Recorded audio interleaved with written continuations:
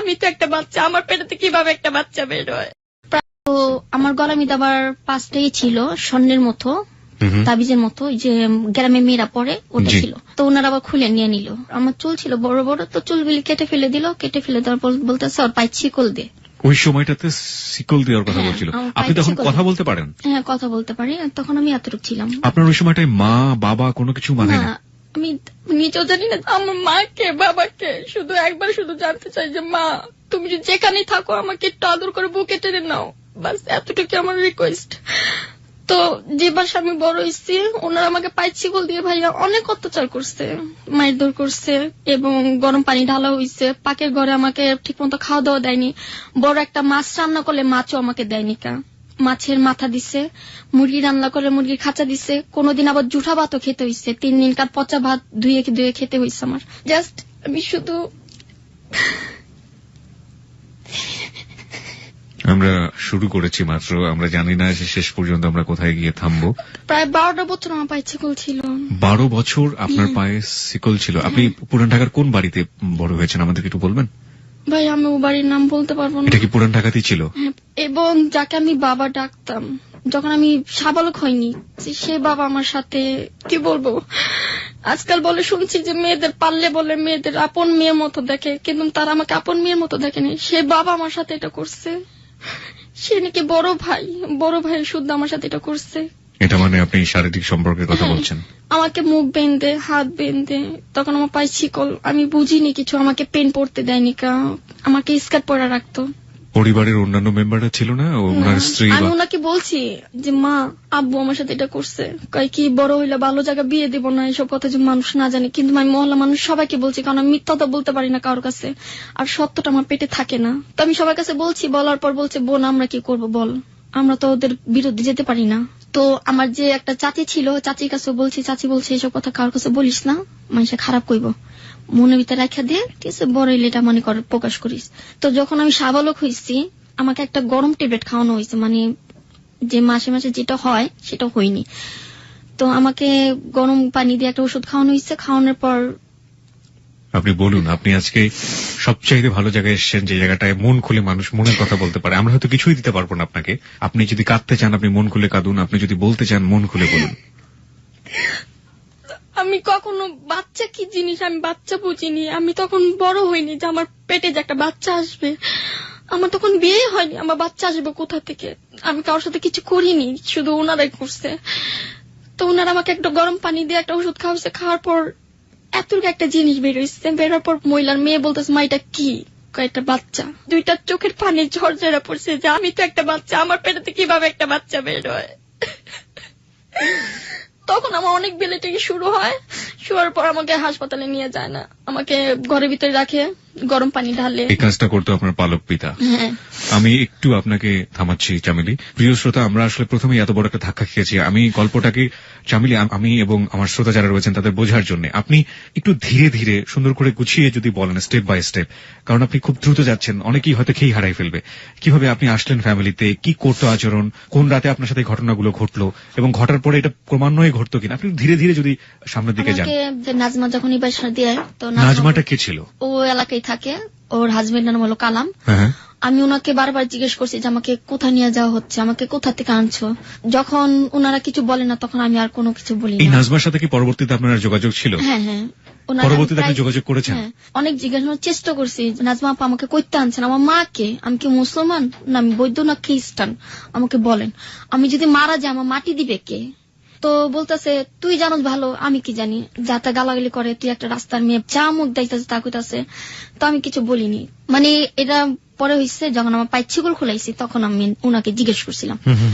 তো যে বাসা আমি ছোটবেলা থেকে বলেছি পায়ে ছিকল ছিল, ভাইয়া বিশ্বাস করবেন না, আমাকে পায়ে ছিকল উঁচা করে রাখতো। উঁচা মানে? উঁচা করে পাও, যেমন কুকুরদের বেঁধে কুকুরদের পাটা টান এইভাবে রাখতো।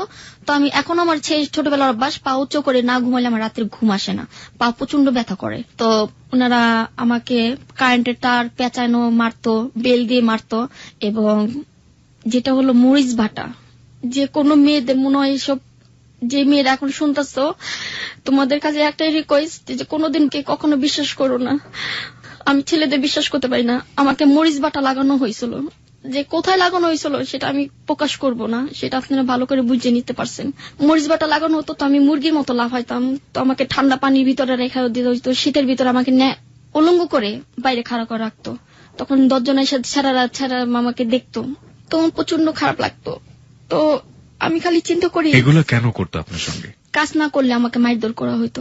আর ভাইয়া আমার পায়ে প্রচন্ড ঘা হয়ে গেছিল, পাও রাতে অনেক চুলকাতো। তো আমি বলছি মা আমার পাও 2টা কাইটা ফালাই দেন, আমার আর ভাল লাগে না যন্ত্রণা।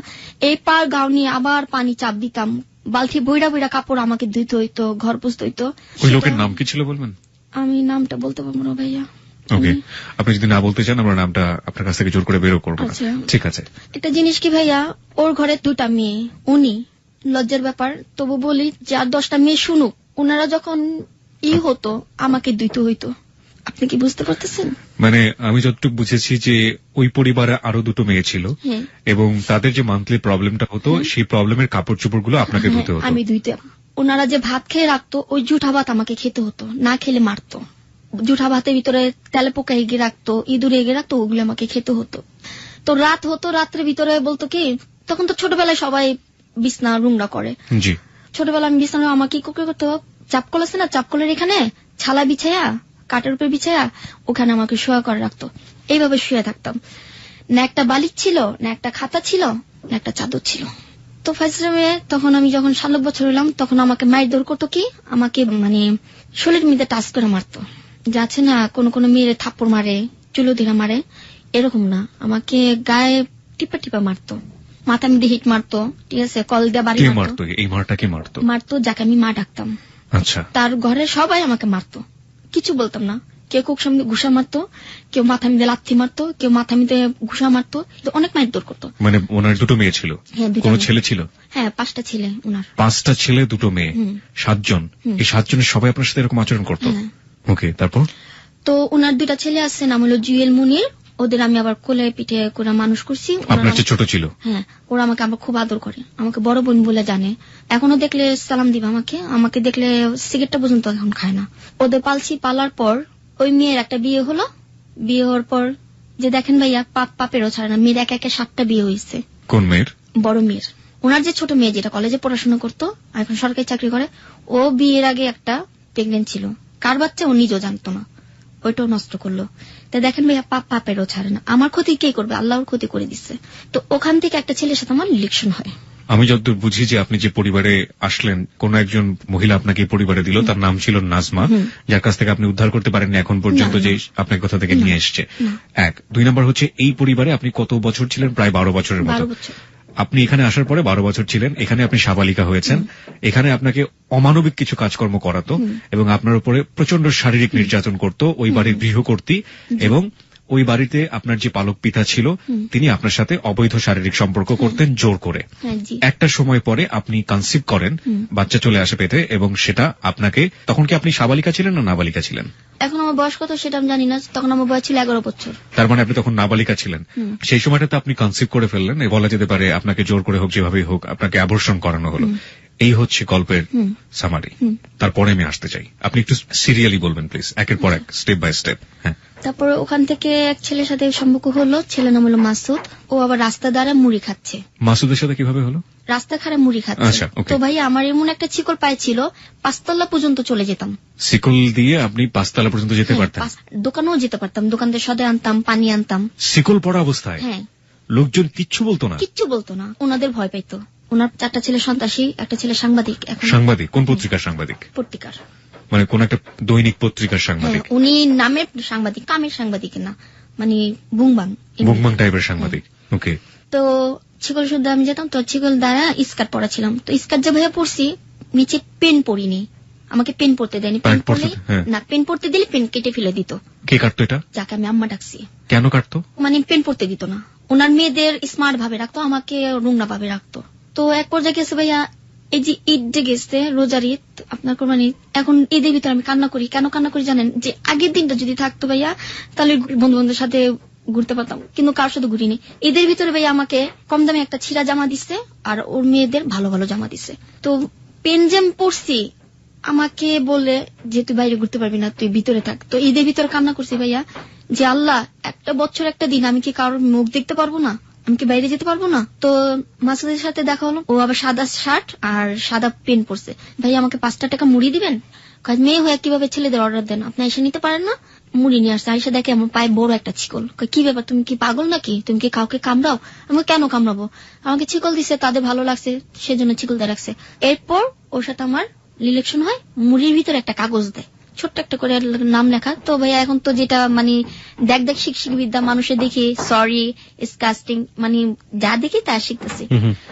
তো যে কাগজটা আমি যদি আই লাভ ইউ লিখছে, তো আমি জানতাম না, আমি ভালোবাসা, আমি নিজে এখন ভালোবাসা কি জিনিস বুঝিনি। তো ওর মেয়ে যাবা কলেজে পড়াশোনা, ওর মেয়েকে আমি দেখালাম যে কানন আপু, বড় মেয়ের নাম ছিল কানন, ওইটা কি লেখছে? বলতেছে এটা তো আই লাভ ইউ লিখছে। কে লেখছে? আমি ওই ছেলে লেখছে। কত বড় সাহস, এক কাজের মেয়েকে আই লাভ ইউ লিখছে, ওরে ধরা মায়ের দরকার। পরে ওই ছেলে কি করলো, যে বাসা মানে ও থাকে, ও বাসার ভাড়াটা আমাদের বাড়িতে ভাড়া এলো। উনি আবার শরবত বিক্রি করে, ওনার নাম ছিল আবার বাবু, বউর নাম ছিল রানী, আর মেয়ের নাম হলো বর্ষা। উনি আমার কি করলো, বাসা আসলো, আসার পর আমার সাথে মাসুদের সাথে দেখা হলো। ছাদের উপরে যা মাসুদের সাথে কথা বলি এবং বারিন্দার সাথে কথা বলি, এরপর যে মা ডাকি সে আবার দেখে ফেলে। দেখার পর যে আমার চুল ছিল ভাইয়া, বড় বড় চুল হলে না কেটে ফেলে দিত, মাসুদের সামনে চুল গেলে আমার কেটে ফেলে দিল। মাসুদের সেদিন কাম বকছে যে আপনি একদিন আমি এই মেয়েকে চিকল ভেঙে ওকে পালাই নিয়ে যাবো, যে ছেলেটা আপনাকে মুড়ির ভিতরে আই লাভ ইউ লিখে পাঠিয়ে দিল। ওকে আমি ভালোবাসি, ওকে আমি যেভাবে হোক আমি এখান থেকে উদ্ধার করে নিয়ে যাব, আপনি দেখবো কি করেন আপনি। পরে মাসুদকে ইচ্ছা মতো মারধর করা হলো, যে বড় ভাই উনি আবার মারধর করলো। মারধর করার পর মাসুদে বললো যে চলো তুমি এখনো চলো আমার সাথে। আমি কিভাবে যাবো, পাইছি করে আমি কিভাবে যাবো, আমাকে নেওয়ার মতো ক্ষমতা তোমার নেই। আমি এই জায়গাটায় ফিরবো, আমার কিছু কোশ্চেন আছে। পুরো ঘটনাটা শোনার পর আমি আসলে পুরোটা মাথায় নিতে পারিনি, হঠাৎ করে আসলে অনেক বেশি ধাক্কা খেয়েছি, যেটা সাধারণত হয় হ্যালো 8920 ধীরে ধীরে আমরা একটা গল্পের অনেক চড়াই উতরে পার করি, কিন্তু প্রথমেই আপনার গল্পের এত বেশি আপস এন্ড ডাউন আমি ঠিক সামনে নিতে পারিনি। আমি কিছু কোশ্চেন করতে চাই, ঠিক মাসুদের এই জায়গাটা থেকে আমি আসবো, তবে তার আগে আমি একটু পিছনে ফিরে যেতে চাই। সেটা হলো যে আপনার সাথে আপনার পালক পিতা যে সম্পর্কটা করত, এই সম্পর্ক তো আপনি সবাইকে বলে দিয়েছিলেন, লাইক ওনার ফ্যামিলিতে যে ওনার যে সন্তানরা আছে তারাও এটা জানতো। জানার পরে তাদের প্রতিক্রিয়া কি ছিল, বিশেষ করে ওনার সন্তানদের প্রতিক্রিয়া? তারা কিছু বলতো না, তার 2টা ছেলে বলতো যে এইভাবে একটা মেয়ের বান্দির মতো খাটানো, মেয়ের জীবনটা নষ্ট করছো, তোরাও দেখিস আমাদেরও এরকম ক্ষতি হবে, কোনোদিন না কোনোদিন কেউ আমাদের জীবন নষ্ট করবে, ওই ছেলেরা বললো। মেয়েরা কোনো কথা বলতো না? মেয়েরা কোনো, মেয়েদেরকে আপনি বলতেন যে আপনার আব্বু আমার সাথে এরকম করে? হ্যাঁ বলতাম। মেয়েরা কিছু বলতো না, মেয়েরা আরো আমাকে মারধর করতো। এই ধরনের ফ্যামিলি, ও মাই গড। ওকে, আর কি দেখেছেন আপনি? যাকে আমি মা ডাকছি তিনি কি করতো, কাজের মেয়ে নিয়ে আসতো, কাজের মেয়েদের সাথে করাইতো, যে কটা মেয়ে আসতো সব কটা মেয়েদের, পারবিন ছিল, রানীর কথা যে বললাম রানীও ছিল, সবার সাথে করতো। এই ধরনের সেক্সুয়াল রিলেশনশিপ আপনি যাকে পালক পিতা ডেকেছেন তার সাথে তার স্ত্রী নিজে করিয়ে দিত। ওকে ওকে, কি বললো ঠিক বুঝে উঠতে পারছি না। তার মানে এটা সব মহলে সবাই এটা জানলেও এটা নিয়ে কোনো ধরনের কোনো প্রতিক্রিয়া হতো না? এবং আপনার পালক মা যিনি, তিনি বলতেন যে এগুলো যদি কোথাও বলো তাহলে তোমার বিয়ে দিয়ে দিব না, এবং অত্যাচার বিয়ে দিব না। ভালো ভালো জায়গা থেকে বিয়ের কাজ আসছে ভাইয়া, আমাকে বিয়ে দেয়নি। পরে একদিন রাত্রে ও আমাকে বললো কি বাইরে একটু কথা বলবো, বাইরে আসো। তো বাইরে গেছি, কথা বলতেছে, তো এই মিদে ও মা আমাকে আবার বদনাম ছড়া দিল যে আমি ওর সাথে বলে কি করছি। তো মহল্লা সবাই জানাজানি হয়ে গেল, জানাজানি পর বলতেছে যে মাসুদ তুই যখন এই মেয়ে নিয়ে বদনাম করছে, তা যত এই মেয়েকে বাচ্চা যেমনি হোক মেয়েটাকে। মাসুদটা আসলে কি আপনাদের পাশের বাড়িতেই ছিল? না, আমাদের 3 তলা যে বাসা মানুষ হয়েছে ও বাসা ভাড়া গেছে। বাসা ভাড়াটিয়া ছিল? হ্যাঁ, ও বাসা ভাড়াটা ছিল। যাওয়ার পর আমাকে বলতেছে তুই কি আমাকে ভালোবাসিস? আমাকে হ্যাঁ ভালোবাসি। চল। আমাকে তাহলে ছিগল কিভাবে যাব? ভালো কি সত্যি বাসতেন? হ্যাঁ, আমাকে বলতেছে যে যেভাবে হোক তুমি আমার জন্য রাত্রে অপেক্ষা করবা। তো রাত্রে আসছে, রাত্রে কথাবার্তা বলতেছি, বলার পর ধরে ফেলাইছে। তারপর আমার চুলে মুঠি ধরে 4 তলাতে হ্যাঁচড়া নামাইছে। নামানোর পর আমাকে তোমার খালি কোকসা মিদে লাইতেছে, পাঁচলি মিদে ঘুষাইছে, উনার বড় ছেলে আর উনি। তো আমি বলতেছি যে কেন মারতেছেন? ওই ছেলের সাথে তোর কি সম্পর্ক? আমি ওই ছেলের সাথে আমি প্রেম করি। পরে কথা বলার পর আরো মারার পর ওই ছেলে কি করছে, রাত করে ঘুমিয়ে ট্যাবলেট খাইছে, রাস্তা মিদে খাড়া খাড়া গান গাইতেছে। তো আমি চামিলি নিয়ে ভেগে যাবো। তো ওই ছেলেরে পুলিশ দা ধরে দিছে। ধরা দেওয়ার পর পুলিশে অনেক মারধর করছে। তো মারধর করার পর আমি একদিন সুযোগ পেলাম, টেবিলের ভিতর ডয়ের ভিতর অনেকগুলি টাকা, সব 500 টাকার নোট। তো আমি তো টাকা ও সব চিনিও না ঠিক মতো। তো আবার চাবিটা রাখছে, আমার তালার চাবি। আমি আবার কি করছি, একবার হ্যাসকো বেল্ট দিয়ে তালা কাটতে গেছি, তো ধরা পড়ে গেছি। বাথরুমেতে টাইনা হেসরাবাই করছে, স্কার্ট আছে না, মানে শরীর পুঠে গেছে, তো রাস্তার মধ্যে ফালাই মারতেছে, সব ছেলেরা চার হইছে। কিছু কিছু ছেলেরা বলতেছে যে এইভাবে কি একটা মেয়েকে অত্যাচার করে, মেয়েটা মরতে পারে না, মেয়েটা পালা যেতে পারে না, মেয়েটা কেন এত কষ্ট করে। তো আমি খালি আল্লাহর কাছে বলছি, আল্লাহ এমন কোন মানুষ দাও যে ফেরেশতার মতো যে আমাকে পায়ের ছিকলটা মুক্তি করে। তো ওই যে মনে মাসুদ আমার জীবনে আসলো। মাসুদ কি আপনার সমবয়সী ছিল নাকি আপনার চেয়ে বড় ছিল বয়স? আমার বয়স অনেক বড় ছিল। ওকে, ও কি করতে এমনিতে? ও সাইকেল বানাইতো। সাইকেল বানাইতো? সাইকেলের মেকার ছিল? হ্যাঁ, মেকার ছিল। ওকে। তো প্রচন্ড টাকা ইনকাম করতো। তো ওর টাকার প্রতি আমার কোনো লোভ ছিল না, আমার এমনিতে আমার টাকার কোনো লোভ নেই। ও বলতেছে তোর জন্য আমি মাই খাইছি, তোর জন্য আমার এত বড় সম্মান গেছে, আমি তোকে যে ভাবে পালাই নিয়ে যাব। তো রাস্তা মধ্যে মারতেছে, মারার পর ঢয়ের ভিতরে ছিল, তো কাপড় ধুইতাছে আর চিন্তা করতেছি এই সুযোগ কিভাবে পালানো যায়। তো ঢর খুলছি, ঢয়ের ভিতরে আমাকে মা বাথরুমে যাম, কই যা। পরে বাথরুমে যা ভাইয়া, বড় তালাটা খুলছি, তারপর ছোট তালাটা খুলছি। খোলার পর ভাইয়া বিশ্বাস করবে না, আমার লাইফে মনে হয় এরকম দৌড় দিনি। ছিকলটা খুলে এমন একটা দৌড় দিচ্ছি ভাইয়া, বিশ্বাস করবেন না, যে দৌড়ে মনে করেন কুকুর ওইভাবে দৌড়তে পারেনি যেভাবে আমি দৌড় দিচ্ছি। তো দৌড় দেওয়ার পর একটা আম গাছ ছিল, আম গাছের সাথে একটা বাড়ি ছিল, টিনের ঘর, ও ঘরের ভিতরে যা পালাইছি। পালানোর পর ওই ঘরের ভিতরে ছিল আবার একটা ছিঁড়া বোরখা। বোরখা পরার পর রাত বাজে তখন 10টা। তো মুখে ই করে বাইরে গেছি। বাইরে যাওয়ার পর ওই যে নানুর বাসায় গেছি, যে নানু আমাকে আদর করে, ওনার মেয়ে, ওনার মা, নানু আমি পালাই এসে পড়ছি, আমার ওর বাসা দিও না, দিলে আমি মরে যাবো, নাহলে আমি আত্মহত্যা করবো। ওনার মা মানে কার মা? এটা মানে যিনি আপনাকে মারেন তার মা? হ্যাঁ, তার মা। আপনি তো মানে কোথা থেকে পালিয়ে কোথায় গেলেন? আচ্ছা ঠিক আছে, তারপর? মানে ও বাসা থেকে পালিয়ে ওর গলির ভিতরে একটা আম গাছ ছিল। আচ্ছা, আম গাছে ওখানে গেলেন, কিন্তু ওইখানে গিয়ে একটা বাসার মধ্যে ঢুকলেন, ঢুকে আপনি বোরকাটা ছেঁড়া বোরকা পরলেন, পরে আবার ওই যিনি আপনাকে মারেন গৃহকর্ত্রী তারই মার কাছে আপনি গেলেন? হ্যাঁ, ওটার ছিল আবার বাগাবাড়িতে, ওর বাড়ি বাগাবাড়ি আছে না, সবাই বলে যে শহীদ। উনি তো আপনাকে তার বাসাতে আবার ফিরিয়ে দেবে? না না না, ওইখানটা আমি আবার কি করছি যে দেখতেছি ওনারা আবার ফোন দিয়ে বলতেছে যে চামলি তো আমাদের বাসায় এসছে, তুই কি কস, কমা ওরা রাখো, আমি আইতাছি অক্ষণে। ওটা যখন শুনছি ভাইয়া বিশ্বাস করবেন না, বোরখা মোরখা খুলে উন্না কাছা মেরে আবার ওই ভাকানতে পালাই গেছি গা, যে আমি এখন মুক্ত পাখি, যে পাখি ছুটলে যে পাখির কোনো হুদিস পাওয়া যায় না, পাখি এখন কোথায় যে বাসা বাঁধবে। তো ওই ছেড়া আবার শরবত বানায়, শরবত ব্যস্ত আছে, তো আমি এক পিছিয়ে পিছিয়ে ও যে কালো ছেলেটা আছে, ওই ছেলের বলো যে চামলি আসছে। তো ও আমার খবর শুনি না দৌড় পেড়ে গেছে, দৌড় পেড়ে যে আমাকে ধরছে, কিসে তুমি পালাইছো কে, আমি কি যেভাবে হোক আমাকে নিয়ে চলো, তুমি কোথায় নিয়ে যাবা, হ্যাঁ কোথায় নিয়ে যাবা আমি জানি না। তো কি করলো, আমাকে নিয়ে মসজিদে নিয়ে গেল। তো মসজিদে তো মহরমের চান, বিয়ে পড়াবে না, আমাদের যে বিয়ে হয়েছে কোনো ডকুমেন্ট নেই, কোনো কাগজ নেই, আমাদের যে বিয়ে হয়েছে। যে মামা, এই যে যার বাসা আমি বড় হয়েছি, তার ভাই বাচ্চু নাম, ও মামাটা অনেক ভালো, আমাকে অনেক আদর করে, আমার মেয়ের মতো দেখে। ওই মামার কাছে গেছি, মামা মোল্লাইন না বাসায় না বিয়ে করাইছে, যেটা আগে আমল হয়েছে। আমি কিন্তু ভাইয়া 88 বন্যা দেখেছিলাম। 88 বন্যাও আপনি দেখেছেন? হ্যাঁ, তাহলে আমার বয়স কত হবে এখন?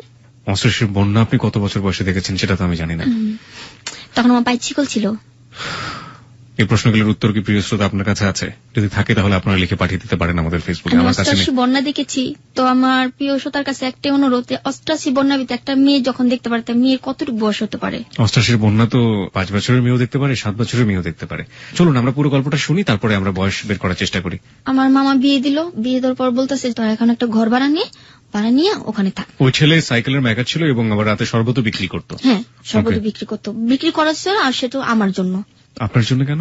শুধু আমাকে দেখার জন্য শরবতটা বিক্রি করা হতো। ওখানে বিক্রি করতো আপনাদের বাসার লগেই, বাসার সাথে? আমি ছাদের উপরে কাপড় শুকা দিতে যেতাম, ও আমাকে দেখতো, এই জন্য এখানে শরবতটা বিক্রি করতো। তো করার পর আমাকে আলামগঞ্জ গলিতে নিয়ে ভাড়া নেয়। তো ও বাসা ছিল আবার ছেলের মামা, জোর সম্পর্কে মামা নাকি মামা যেন।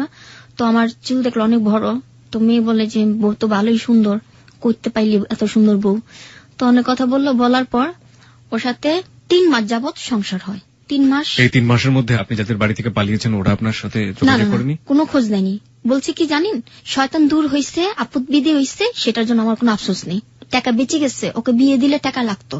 আচ্ছা ঠিক আছে, সেটা আমার নানির কাছে আমি শুনছি, যে নানি আমাকে আদর করে, ওই নানির কাছে শুনছি। ওই নানি ওদের বিরুদ্ধে। তো একদিন মানে নানি আলম সাহেবের নাম কখনো শুনেনি মনে হয়, আমি বলি ওনাকে আল্লাহ বেহেশতে নসিব করুক, শুনতাছি বড় এখন উনি বলে আমাকে পাইছে, উনি পায়া ওই রেনুর মার কাছে দিচ্ছে, যে আমার নানি নাম হলো রেনু বেগম। ওনার কাছে দিচ্ছে। ওনার নাম ছিল আলম সাহেব, এখন বর্তমানে উনি মারা গেছে। শিল্পপতি আলম সাহেব। আলমের 1 নম্বর পচা সাবান? হ্যাঁ হ্যাঁ হ্যাঁ হ্যাঁ, ওই আলমের কথা বলছেন আপনি? হ্যাঁ হ্যাঁ হ্যাঁ। ওকে, তারপর? ওনার বাড়ি হলো আমাদের এলাকায় আলমগঞ্জ গলিতে। আচ্ছা। তো ওনাদের পিছনে মাঠ আসছে, তো মাঠের মধ্যে অনেক শাক, তো আমি কই শাকটি তুলে নিয়ে আসি। তো শাক তুলতে গেছি, দেখি নানি। তো ভাইয়া বিশ্বাস করেন, আমাকে নানি দেখে আমি ভয়ে টয়লেটে যা পলাইছি, যে আমাকে দেখলে তো আবার ধরে নিয়ে যাবে। নানি আমার বাই করে ফেলাইছে, কয় তুই এদিকে কোন বাইতে গল নিস? আমি কয় আহো। পরে এবার যেবার আমি গনিস বাসা বাড়ি এলে বললো যে দেখো আমার নাতিনটা আদরের, ওর মা নেই বাবা নাই, তুমি ওরে দেখা রেখো, আর কোনোদিন কষ্ট দিও না। ও যে কষ্ট যেটা শুইছে ছোটবেলা থেকে, এখন যে কষ্টটা তোমার কাছে করবে সেটাও শুইতে পারবে না। তুমি ওর স্বামী, তুমি ওর সব, তুমি ওর কষ্ট দিও না ভাই, ঠিক আছে? আজকা পড়তে ওর যা লাগে দায়িত্ব আমি দিব। আমার ঘরের হাড়ি পাতিল যা লাগে সম্পূর্ণ আমার নানি দিচ্ছে। কিনা দেওয়ার পর ছেলে অন্যরকম হয়ে গেল। উনি কি আলমের মা ছিলেন? না। তাহলে নানি হলেন কিভাবে? ওটা ওই যে বাসা আমি বড় হইছি, ওনার মা। যে বাসা থেকে পালিয়ে আপনি ওনার বাসায় গিয়েছিলেন, পরবর্তীতে যোগাযোগ করে আপনাকে দিয়ে দেওয়ার কথা বলছিল ওই ভদ্র মহিলা। আর আলমের সাথে ওনাদের কি সম্পর্ক? হ্যাঁ, ওনাদের সম্পর্ক হলো, আলম হলো ওনার কি জানি লাগে, মানে আত্মীয়ের মধ্যে লাগে। এই আলম সাহেবই আপনাকে কুড়িয়ে পেয়েছিলেন? কুড়িয়ে পেয়েছিল, ওনার হাতে দিয়েছিল, উনি আবার ওনার মেয়ের কাছে দিয়ে দিয়েছে। এই হচ্ছে মোটামুটি কাহিনী, মূল কাহিনী। আচ্ছা। কিন্তু ভাইয়া আমি জানি না কি আমাকে পাইছে, কিন্তু আমার এতটুকু খেয়াল আছে যে নাজমা আমাকে নিয়ে আসছে। এটা খেয়াল আছে যে নাজমা আপনাকে ওই বাড়িতে নিয়ে এসেছে? হ্যাঁ, ওই বাড়িতে আমাকে নাজমা নিয়ে আসছে, এবং আমার হাতে একটা পিঠা ছিল। আমার এতটুকু খেয়াল আছে, তখন আমি হাফ প্যান্ট পরি। এছাড়া আপনার কোনো মেমোরি নেই? আমার কোনো আর খেয়াল নেই। ওকে, ঠিক আছে। হ্যাঁ, তো আপনার জামাইয়ের কাছে ওই ভদ্র মহিলা বলছিল এই কথাগুলো, তারপর? পরে বলার পর 6 মাস সংসারের পর প্রথম বাচ্চা পেটে আসে। আমি তো বাচ্চা নেওয়ার কোনো সিদ্ধান্ত নেই, যে আমার একটা বড় বোন থাকবে, যে বড় বোন বুঝাবে যে চামলি তুই বাচ্চাটা নিস না, এখন তোর বয়স হয়নি বাচ্চা নেওয়ার। বাচ্চাটা নেওয়ার পর পোলাপাইনের বুদ্ধি ভাইয়া, আমি নদীতে যেতাম, মাছ ধরতাম, সাপ ধরতাম, ব্যাঙ ধরতাম। সাপও ধরতেন? হ্যাঁ, পাখি ধরতাম। সাপ কেন ধরতেন? সাপ ধরতাম পোলাপাইনদের ডর দেখানোর জন্য। বড় বড় সাপ ধরতাম। তারপরে যে কুচ্ছা আছে না, কুচ্ছাও ধরতাম। তারপরে বাসায় আমাকে বাজারে টাকা দিত, আমি রান্না করতাম না। আমি যে প্রেগনেন্ট সেটা তো আমি জানি না। তো পোলাপাইনদের সাথে মার্বেল খেলতে যেতাম, বিড়িং খেলতে যেতাম, চারা খেলতাম টাকা দিয়ে। তো ঘরে এসে আমাকে বিল দিয়ে মারতো আমার হাজবেন্ড, বিল দিয়ে মারতো, চোখের পায়ে ভেঙে ইচ্ছা মতো পিটাইতো। মাসুদ? হ্যাঁ, মাসুদে। কেন? ওই যে আমি বাজার করিনি, রান্না করিনি, ছেলেদের সাথে যা খেলাধুলা করি, নদীতে যাও কেন গোসল করি। আর অন্যান্য ছেলেরা আমাকে মধ্যে নিয়ে চলে যেত। আমি সাঁতার জানি না, তো আমাকে ওই যে আছে না, এটা কি বলে, মানে যে সাঁতার কাটে যে টায়ার টিউব? হ্যাঁ, টায়ার টিউব, ওটা দিয়ে আমাকে মধ্যে নিয়ে যেত। মধ্যে নিয়ে যাও আমাকে, কেউ আমাকে গালে কিস করতো, কে কপালে কিস করতো, মানে পোলাপাইন তখন তো বই করতে পারিনি যে আমি একটা মুক্ত পাখি, খাঁচা থেকে বন্দি পাখি থেকে ছাড়া পেয়েছি, এখন আমি আকাশে উঠতে চাচ্ছি, সেরকম ব্যাপার। তো হাজবেন্ড এগুলো সহ্য করতো না, না করাটাই স্বাভাবিক। যে তুই এখন আমার বউ, তুই কেন বাইরে পরপুরুষের সাথে কেন গোসল করবি, হ্যান তেন মায়ের দূর কত। পরে বাড়িওয়ালা বলতো যে দেখ ও একটা বাচ্চা পেটে, ওকে কোর বাচ্চা পেটে। আমাদের হাজবেন্ড জানতো না যে আমার যে বাচ্চা পেটে। পরে ভাইয়া একদিন রাত্রে রাগ করে চলে গেছি। রাগ করে চলে যাওয়ার পর নদী পাড়ে বসে বসে কাঁদতাছি। তো আমার এক ছোটবেলার বান্ধবী নাম হলো জাসমিন, ওর সাথে এখনো দেখা হয়নি। ও আমাকে নিয়ে নদীর ওপার চলে গেল, চল ঘুরে আসি। কোন নদী এটা? এটা আপনার বুড়িগঙ্গা নদী আমাদের। নৌকা দিয়ে চলে গেল। তো কিছু ছেলেরা ওকে আবার চিনে, কিরে জাসমিন কেটা, নিয়ে আসছি তোদের জন্য।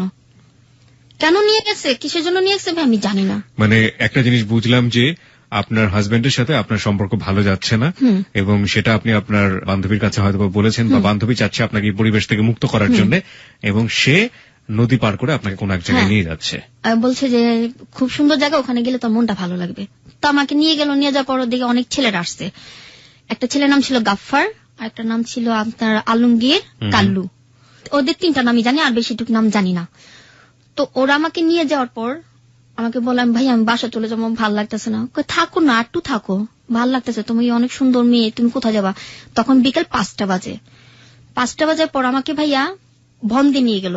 বন্দে একটা চর আসছে, চরে কাশফুলের সামনে আমাকে নিয়ে গেল। তো ওখানকার ছেলেরা আমাকে দেখার পর বলতেছে কি খাবা। আমি কইলাম কিছু খাবো না। কিছু একটা তো নাও। আমি কইলাম খাবো না। একটু ঠান্ডা খাও। নিয়ে আসছে। আসার পর আমাকে একজনে পিছন দিয়ে ধরলো। আপনি জেসমিনকে জিজ্ঞেস করছেন না যে ও চলে গেছে? বলেন কি? তাহলে তো তখনই আপনার বুঝে যাওয়া উচিত যে কিছু একটা হতে যাচ্ছে। জানি না ভাইয়া, আমি ভাবছিলাম যে ও কোথাও, আমাকে বলছে যে জাসমিন আনতে গেছে, তোর জন্য ঠান্ডা আনতে গেছে। তো এখান থেকে ওরা একটু ঠান্ডা নিয়ে আসছে আমার জন্য। তো কেউ আমাকে পিছন দিয়ে ঘাড়ে ধরছে, ঘাড়ে ধরলে ভাইয়া আর কিছু করা যায় না। ঘাড়ে ধরার পর চুলে ধরছে, কেউ আমার হাত ধরছে, কেউ পা ধরছে, হাত বাইন্দা মুখের ভিতর তুলা দিয়ে তারপরে মনে করেন এই 16 জনে মিলে আমাকে এই অবস্থা, আমি নিজেও কন্ট্রোল করতে পারিনি যে আমার লাইফটা এরকম যাবে। আমার 1 মাসে প্রেগন্যান্ট, আমার বেবিটা নষ্ট হয়ে গেল। আমি নিজেও জানি না যে আমার বেবিটা থাকবে কিনা। তো ওরা 16 জন করার পর আমাকে সারা রাত কেউ বলেনি যে আমি বাঁচবো। তো ওরা আমাকে নদীর ঘাটে আইনা, কালু ছিল, কালু একটু ভালো ছিল, কালু আমাকে কিছু করেনি। তো আমাকে কোলে করে নিয়ে এই পারে ফালাই দিয়ে গেছে। এবারে ফালাই দেওয়ার পর নানিকে খবর দিচ্ছে, নানি আবার মাজারে খাদিম, উনি আমার মামা মাজারে খাদিম। ওনাকে বলতেছে যে আপনার নাতিন রেখে জানি কি করছে, আপনার নাতিন অবস্থা সিরিয়াস, আপনার নাতিন মনে বাঁচবে না। 16টা ছেলে ছিল ওখানে? হ্যাঁ। ওকে, তারপর?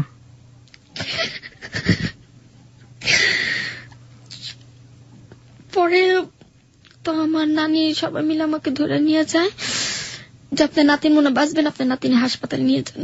তো ডাক্তারে বলে যে ভাই যেমনি হোক আমার নাতিনের বাচ্চাটা যেমন থাকে, যদি বাচ্চাটা না থাকে তো আমার নাতিনের সংসারটা ভেঙে যাব। কারণ এমনি তোর মা নেই, বাবা নেই, ছোটবেলা থেকে মারা দূর পাইনি, বেবিটা বাঁচাতে পারলাম না। আপনার হাজবেন্ড কি ওই মুহূর্তে আপনার পাশে ছিল? না, ওকে জানানো হয়নি। ওকে পরে জানানো হয়েছে। আমার নানি বলছে ভাই দেখ, জীবনে মানুষের অনেক ঘটনা ঘটে, তো তুই মনে কর একটা অ্যাক্সিডেন্ট হয়েছে, তোর বউ সিঁড়িতে পড়ে যে বাচ্চাটা নষ্ট হয়ে গেছে। তো আমার শাশুড়ি কখনো মেনে নেয়নি, আমাকে মেনে নিতে পারেনি, এখনো মেনে নেয়নি। তো বাসায় গেছে, বাসায় যাওয়ার পর কাইকে হয়তো এই বউ থাকবে, নাহলে তুই থাকবি, ওকে বিয়ে করে দে, তোকে আবার বিয়ে করাবো। পরে আমি বলছি মা দেখেন, হয়তো বান্দির মতো আমি সারা জীবন কাজ করছি মানুষের বাসায়, এখন আপনার বাসায় আমি বান্দির মতো কাজ করতে রাজি আছি, কিন্তু আমাকে আমার হাজবেন্ড থেকে আমাকে আলাদা করেন না, মাসুদের থেকে আমাকে আলাদা করেন না। 1 কথা 2 কথা পর উনি আমাকে চুল ধরে মারধর করে, রাস্তার মেয়ে অনেক ভেবে গালাগালি করে, তো আমি কিছু বলিনি। তো এই গালাগালি করার পর আমার হাজবেন্ড আসে রাত করে আসার পর আমার সাথে মানে মদ খেয়ে করার পর সেদিনকে আমার সাথে মানে আমার শরীর ভালো ছিল না, আমার কোকসাটা মিলে লাথি মারে, লাথি মারার পর আমার আবার ব্লিডিং শুরু হয়। আমি বলছি দেখো, আমি ছোটবেলা থেকে অনেক মাইর খাইছি, এখনো যদি তোমার হাতে আমি মাইর খাই তা আমি সুখ পাবো কোথায় সেটা বলো। আমি আমার বাবাকে দেখিনি, মাকে দেখিনি, একমাত্র তোমার পায়ের নিচে আমার সমস্যাটা দূর করতে চেয়েছিলাম, কিন্তু তুমি আমাকে দিলে না। তো এমন করতে করতে আমাকে ওর বাসায় 2 মাস 3 মাস থাকলাম, পরে সেকেন্ড বেবি আবার করলাম। ওকে, তার মানে হচ্ছে আপনি সেকেন্ড বেবিটা কনসিভ করলেন। আমাকে একটু বলবেন যে মাসুদ যখন আপনাকে বিয়ে করে তখন কি উনি জানতো যে আপনার ছোটবেলাটা আপনার পালক পিতা এভাবে আপনার সাথে? জানতো না। পরিবারের ভেতরে আপনি যে প্রথম যে বেবিটা কনসিভ করেছিলেন তখন জানতে পারছে না, এটা বলছি আমি যেটা যে ওই পরিবারে আপনার পালক পিতার দ্বারা আপনি এই যে বেবি কনসিভ করেছিলেন, মাসুদ জানতো না? এটাও জানতো না। ওকে, তার মানে আপনি সেকেন্ড টাইম বেবি কনসিভ করলেন। সেকেন্ড টাইম বেবি কনসিভ মানে মাসুদের সেকেন্ড টাইম বেবি, আপনার হাজবেন্ডের সেকেন্ড টাইম বেবি, এটা কনসিভ করার পরে আপনার পারিবারিক কি অবস্থা দাঁড়ালো? তারপর সবাই মিলে আমাকে আদর যত্ন করতেছে, খাওয়াইতেছে, এটা করতেছে ওইটা করতেছে। তো এক পর্যায়ে ঘরের আর কিছু ভালো ছিল না, আজকে খাইলে কালকে খাইতাম না, না খেয়ে থাকতাম। ওই যে আমার ছোটবেলায় তো অভ্যাস পান্তা ভাত খাওয়ার, পান্তা ভাত খেতাম, কারো আবার ফ্যান খেতাম, মানে যেগুলো আপনাকে দেয়া হতো অবহেলা করে ওগুলোতেই আপনার অভ্যাস হয়ে গেছে, ওগুলো ছাড়া কিছু ভালো লাগতো না? ওগুলো ছাড়া ভালো লাগতো না, এবং মাটি মিদে শুইতে ভালো লাগতো, বিছনা মিদে শুইতে ভালো লাগতো না। চামেলি, আমরা যে জায়গাটায় ছিলাম, আপনার সেকেন্ড বেবিটা আপনি কনসিভ করলেন, তারপর? তো বাড়ির সবাই আমাকে আদর করতেছে, হাজবেন্ডও খুব আদর করতেছে। তো পরিবর্তনটা দেখা গেল যখন আমার শাশুড়ি আমাকে বলে যে আজকে যদি আমাকে ছেলে বিয়ে করেতাম তাহলে আমার ছেলের জন্য অনেক টাকা মানুষ দিত, ভালো ভালো মেয়ে আমার ছেলের জন্য রান দিয়ে দাঁড়াচ্ছিল, কিন্তু তোকে বিয়ে করে আমার ছেলের লাইফটা নষ্ট হয়ে গেল। তো আমি বলছি মা দেখেন মানুষের জীবনে এমন দুর্ঘটনা ঘটে, আমার মা নেই কিন্তু আপনাকে আমি মা ডাকছি, আমার বাবা নেই আপনার হাজবেন্ডকে আমি বাবা ডাকছি, এখন যদি আপনার দুজন যদি আপনি আমাকে দেখতে পারেন না, আপনিও তো একটা মা, কিভাবে আরেকটা মেয়েকে আপনি অত্যাচার করতেছেন আপনি। তো এই কথা দুই কথা বলার পর বাসার দিকে বেরিয়েছি, ওই যে বাসা আমি বড় হয়েছি ওই বাসায় গেছি দেখা করার জন্য, ওনাকে মা ডাকতাম যে মা আমি ভালো আছি আমার জন্য দোয়া করো। তো মা আবার নানিকে ফোন দিল যে চামলি আইছে। ওই বাসাতে দেখা করতে গেলেন কতদিন পরে? দেখা করতে গেছে আপনার 2 বছর পর। 2 বছর পরে। আপনি যে বাসায় থাকতেন সেখান থেকে ওই বাসার দূরত্ব কতখানি ছিল? বেশি দূর ছিল না, কাছাকাছি ছিল। ওকে। তো দেখা করতে গেছি, তো নানিকে ফোন দিচ্ছে, নানি আবার বলছে যে ওর জামাই লোক আবার মিল হয়েছে, হ্যাঁ ওর তো বাচ্চা পেটে এই কদিনের মধ্যে ডেলিভারি হয়ে যাবে। তো বলতেছে যে কয়দিনের মধ্যে ডেলিভারি হয়ে যাবে, তো ওকে কি দেওয়া যায় ওই মা বলতেছে। তো নানি আবার ফোন দিয়ে বলছে যে ওর জন্য কিছু হাড়ি পাতিল কিনে রাখছি, তো ওকে দিয়ে দিস। তো হাড়ি পাতিল কিনছে, মানে অনেক কিছু কিনছে, মানে ছেলে এরকম হবে আমি ভাবতে পারিনি যে আমার লাইফটা মনে হয় এই মুহূর্তেই শেষ হয়ে যাবে, আমি আর কখনো মনে হয় সংসার করে খেতে পারবো না। এটা আপনার মনে হচ্ছিল? হ্যাঁ আমার মনে হচ্ছিল। কেন মনে হচ্ছিল? যখন আমার বাচ্চাটা হয়েছে তখন ও হাসপাতাল থেকে ওর বাসায় নিয়ে গেল। বাসায় নিয়ে যাওয়ার পর আমার চোখের সামনে আমাকে মারধর করতেছে আমার হাজবেন্ড, আমার শাশুড়ি আমাকে কিছু বলে না, যে মাসুদ ওকে মারতেছে, মাসুদকে বলি যে মাসুদের এই শৈলে মারিস না, তো মাসুদ আমাকে ওই শৈলে আমাকে কাঁচা শৈলে মারধর করতেছে। যখন আমার ডেলিভারি হয়েছে তখন আমার ওই শৈলে আমাকে মারধর করতেছে। তো বাচ্চাকে দুধ খাওয়াইতেছি, দুধ খাওয়ার পর কয় দেখ তোর মতো আরো কত মেয়ে আমি আনতে পারি, আমি সেকেন্ডে এখন আমি মেয়ে আনতে পারি। তো রাতে একটা মেয়ে নিয়ে আসলো আমার ঘরে। আপনার বেবিকে দেখে সে খুশি হয়নি? না। কেন? মেয়ে হলো কেন? কত সালে আপনার মেয়েটা হয়? আমার সঠিক খেয়াল নেই, সালের হিসাবটা জানেন না? কিচ্ছু জানি না ভাইয়া। ওকে। আমি যে এখন যে আপনার সাথে কথা বলতেছি ভাইয়া মাইন্ড করেন, আমি যে কথা বলতেছি আমি মানুষের দেখা দেখে শিখছি। আমার লাইফে আমি কখনো পড়াশোনা করিনি, আমার নিজের নামটা পর্যন্ত আমি লিখতে পারি না। এটা কত সাল চলছে আপনি জানেন? মানুষের মুখে শুনি 2013 চলতেছে। 2013 চলছে। আপনার মেয়ের বয়স কত আপনি জানেন? 11 বছর। 11 বছর? ওর দাদি বলছে। ওর দাদি বলেছে 11 বছর। 11 বছর যদি হয়ে থাকে তাহলে আপনার মেয়ে জন্মগ্রহণ করেছে 2002 সালে। ঠিক আছে, হ্যাঁ মেয়ে হলো বলে আপনার হাজবেন্ড কেউ আমাকে দেখতে পারে না, গায়ে হাত তোলা শুরু করলো। গায়ে হাত তোলা শুরু করলো এবং আমার শাশুড়ি আমাকে বলে যে তুমি বাচ্চা নিয়ে চলে যা, বাচ্চা রাখবো না, তুই বাচ্চা নিয়ে চলে যা। আমি কোথায় যাব, আমার যাওয়ার জায়গা কই, আমি কোথায় যেয়ে থাকবো। এবং আপনার হাজবেন্ড সেই রাতে ও রাত্রে চলে যায়, বাইরে চলে যায়, বাইরে থেকে একটা মেয়ে নিয়ে আসে, মেয়ে নাম হলো রুমানা। ওই মেয়েকে বললাম যে দেখো তুমি একটা মেয়ে, আমি একটা মেয়ে, আমি বিবাহিত, আমার একটা সন্তান আছে, তুমি কিভাবে আমার সংসার এসে ঢুকলে? বলে যে আপু আমি টাকার জন্য আসছি, ও আমাকে টাকা দিচ্ছে আমি আসছি। আমি টাকার জন্য কি একটুখানি সংসারটা তুমি ভেঙে দিবা? তো আমার চোখের সামনে আমার হাজবেন্ড ওই মেয়েটার সাথে এইসব কথা বলো পাপ, তবু আমাকে বলতে হয় যে হাজবেন্ড, আমি আমার লাইফে আমি কখনো আমার মার আদর পাইনি, বাবার আদর পাইনি, মনে করছিলাম যে হাজবেন্ড আমাকে একটু আদর করবে, আমার হাজবেন্ড আর মা আমাকে সন্তানের মতো দেখবে, সেটাও আমি আমার কপালে জুটলো না। শেষ পর্যন্ত হাজবেন্ড আমার চোখের সামনে একটা মেয়ের সাথে, যেটা স্ত্রী কখনো চায় না যে আমি স্বামীর ভাগ অন্যজনে দেওয়ার জন্য, সেটাও হয়ে গেল। তো রাত্রে আমি ওই শৈল নিয়েই বাচ্চা রেখে আমি বাইরে এসে পড়ছি। বাইরে আসার পর ওই বাসায়, যে বাসা ছোটবেলা থেকে বড় হয়েছি, ওই বাসায় গেছি, ছাদের উপরে যাই শুয়ে রয়েছি, পায়খানা ছাদের উপরে শুয়েছি, চালের উপরে শুয়েছি, কেউ আমাকে দেখতে পারেনি, কেউ ইটা মারছে, কেউ পানি মারছে, কেউ আবার নোংরা পানি মারছে আমাকে। মানে আপনার যাওয়ার আর কোনো জায়গা নেই, আমার কোনো, হ্যাঁ নিজের হাজবেন্ডের বাড়ি ছেড়ে গিয়ে আপনি আবার সেই বাড়িতে চলে গেলেন, গিয়ে ওই বাড়ির ছাদের উপরে ঘুমাচ্ছেন, টয়লেটের ছাদের উপরে। আপনার বেবিটা কোথায়? বেবিটা এখন ওদের কাছে। না না, সেই মুহূর্তে আপনার বেবিটা কই? বেবি ওদের কাছে ছিল, আমি রেখে এসে পড়ছি। ওকে। আলা পরে কি করবো ভাইয়া, পরে যে আমার শরীর ভালো না, তো দেখি কি প্রচন্ড ব্লিডিং হচ্ছে, তো ডাক্তারের কাছে গেলাম, আমার কাছে ওই মুহূর্তে টাকা ছিল না, তো কেউ বাসায় বলছে যে চামিলি 50টা টাকা দেবো বাথরুমটা দিয়ে দে, চামিলি 10টা টাকা দেবো কাপড় কাটা দিয়ে দে, চামিলি 20টা টাকা দেবো আমার বাসন পালাটি দিয়ে দে। এমনি এমনি মানুষের টুকটাক কাজ করে ও ওষুধ পানি করতাম। তো আমার যে মেজো ভাই, যার বাসা আমি বড় হয়েছি, তার মেজো ছেলে, ও রাত্রে আমি আবার ছাদের উপর শুয়ে রয়েছি, শীতের ভিতরে কাপড় নেই, কোন একটা ছালা নেই, বালিশ নেই, এভাবে শুয়ে রয়েছি কোকড়া হয়ে, যেভাবে একটা কুকুরের বাচ্চা যে ঘুমায় আমি সেভাবে শুয়ে রয়েছি, শীতে কাঁপতাছি। তো ওনার মেজো ছেলে গেছে, মেজো ছেলে যা বলতেছে, তোর টাকা লাগবে? আমি কই, হ। কত টাকা লাগবে? আমাকে 500 টাকা লাগবে। আচ্ছা ঠিক আছে নে। তখন আমার ইচ্ছা বিরুদ্ধে, আমি নিজের ইচ্ছায় ওর সাথে আমি ফিজিক্যাল করি। কার সাথে ছিল এটা? মেজু ভাই। মেজু ভাই মানে হচ্ছে আপনি যে পরিবারে বড় হলেন তার মেজো ছেলে, তার মেজো ছেলের সাথে। ওকে, তারপর? তখন আমার সাথে থাকলো, থাকার পর হাতে যে 10 টাকা দিচ্ছে ভাইয়া আমি জানি না। তখন কি হলো, ভাইয়া আমাকে 10 টাকা কেন দিলেন? কি 10 টাকা? তোর সাথে আমি কিছু করছি? থাপ্পড় দিয়ে, কানাপট্টি থাপ্পড় দিয়ে সিঁড়িতে ফেলে দিল। ফেলে দেওয়ার পর ছাদে মিলে চিল্লাচিল্লি করলাম। ও রাতে আমাকে বাসা থেকে বের করে দেয় ওরা, যে তুই এলাকার ভিতরে পাড়া দিবি না, এলাকার মধ্যে যদি পাড়া দিস তাহলে তোরা মেরে ফেলবো।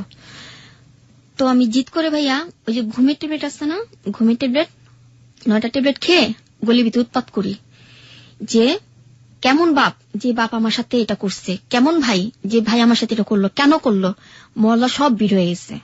আমি সবাইকে জানিয়ে দিছি, ডোল পিটায় সবাই বলে দিচ্ছি যে আমার সাথে কেন করলো, কিসের জন্য, আমার লাইফটা কেন নষ্ট করলো। আজকে আমার স্বামী থাকতে স্বামী নেই, আজকে তোদের জন্য আমার স্বামীর আমার সংসারতে নাই হয়ে গেছে, তোদের জন্য, তোদের কারণে। তো এমন কথা কথা আমাকে রাস্তার মধ্যে ফেলে ইচ্ছা মতো মাসুদকে দিয়ে মাই খাওয়ায়, মাসুদ আমাকে মারে। পরে এক পুলিশ আসে, যে ওকে কেন মারতেছ? আমার বউর আমি যেভাবে মারি, আপনার কি? এটা তো তোর বউ না, ও তো তোকে ছেড়ে দিচ্ছে, তুই যখন একটা মেয়ে নিয়ে ওর সামনে করতে পারছ, সেটা তো তোর বউ হতে পারে না। তো শেষ পর্যায়ে কি হলো ভাইয়া, ও আমাকে মেরে মিরপুর হাসপাতাল আছে না, সেখানে আমাকে ফেলে দিয়ে আসে। সেখানে ফেলে দেওয়ার পর কিছু লোক আমাকে ধরে ভিতরে নিয়ে পিছনে হাত বেঁধে মুখের ভিতরে পাইপ দিয়ে অস করায়।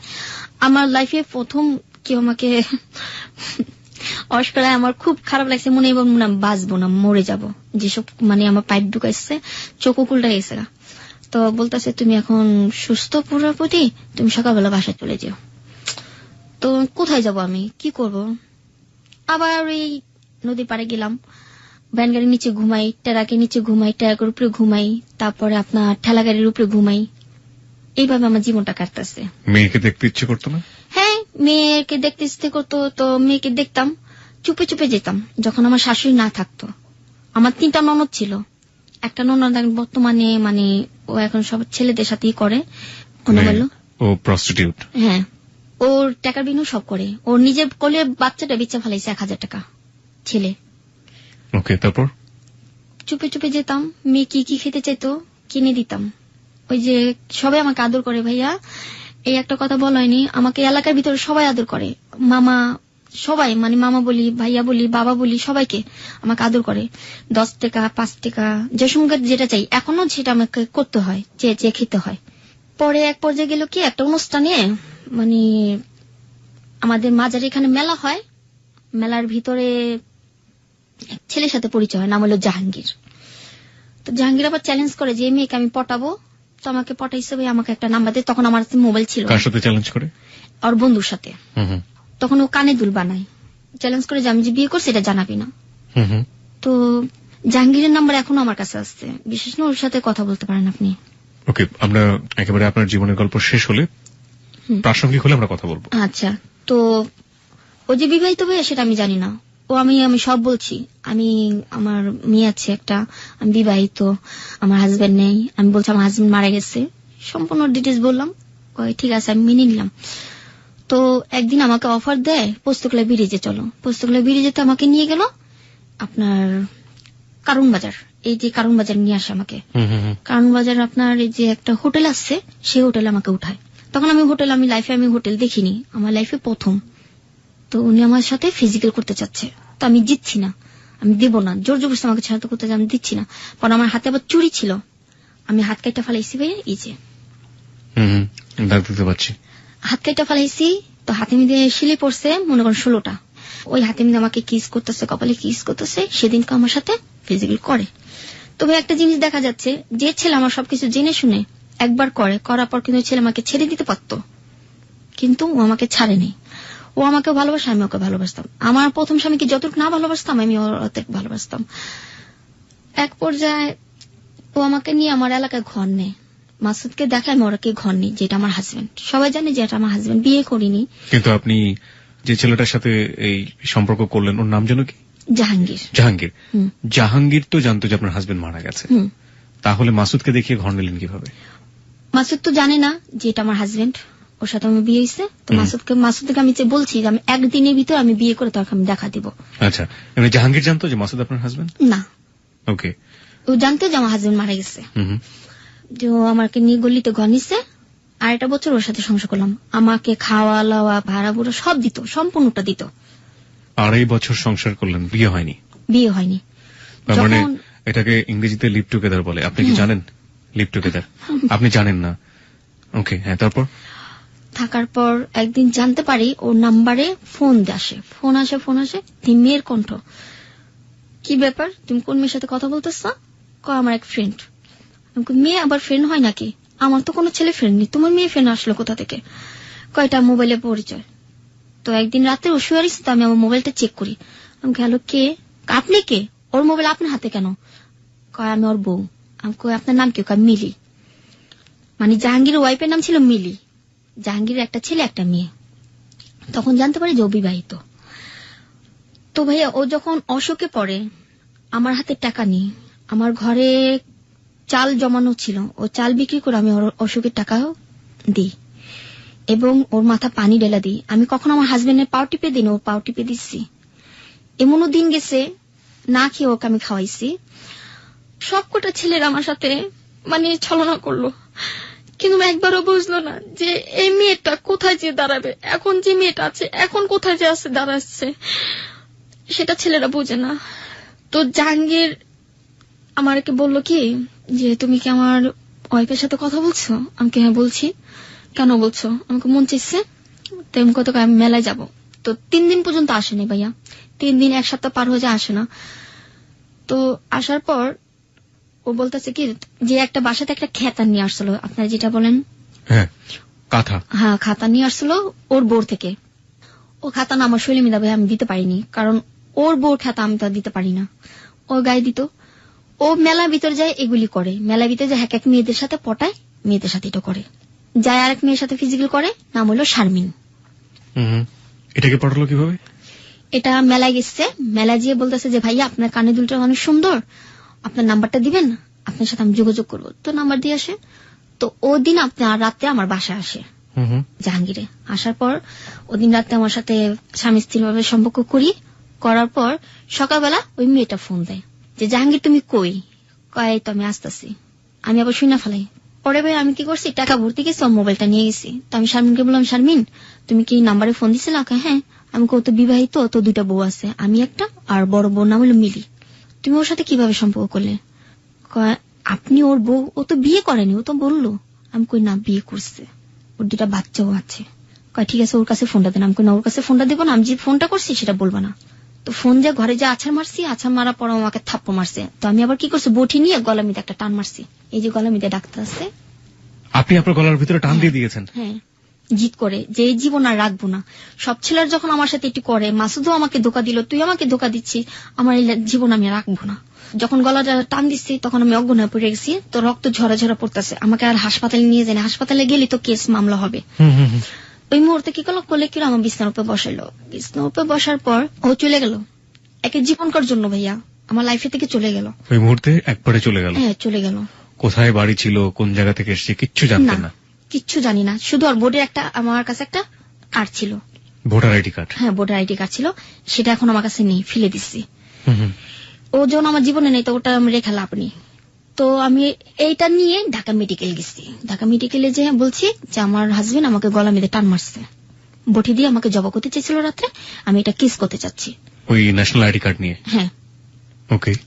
পরে ডাক্তার আমাকে এটা সিলি করে দিল। সিলি করা দেওয়ার পর আমাকে ওখানে 1 সপ্তাহ পর্যন্ত রাখে হাসপাতালে।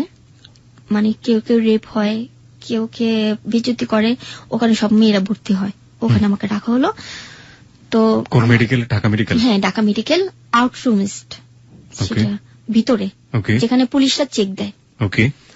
তো আমার ছবি তোলার পর আমার ঠিকানা নিল। পুলিশ কেস হয়েছে, পুলিশ গেছে ও বাসা, যে বাসা আমি ভাড়া থাকতাম ওটা ছিল আসলামের বাড়ি। আসলামে এখন বাড়ি বিক্রি করে চলে গেছে। আসলামের বাড়ি ছিল, তো আসলামের ভিতরে পুলিশ গেছে। তো আসলামের বড় জিজ্ঞেস করতেছে যে আপনার বাসা কি চামলি থাকে? কয় হ্যাঁ। ওর হাজবেন্ড কি জব করতে? কয় না, ওর গলা তুই নিজে পার মারছে। তাহলে তো আমার কিছু হলো না, এখানে কেস হলো না, ওকে ধরতে পারলাম না। সত্য ছিল। হ্যাঁ, তো মামলা এখন ভাই আমি কুত্তা পাগল হয়েছে, ওকে খুঁজতেছি মেলায় খুঁজি। তো কিছু মানুষ আমি বাবা আপনার তো মেয়ে আছে, আপনি কি চান আপনার মেয়ে মেলা ঘুরুক, কোন একটা ছেলেকে খুঁজুক?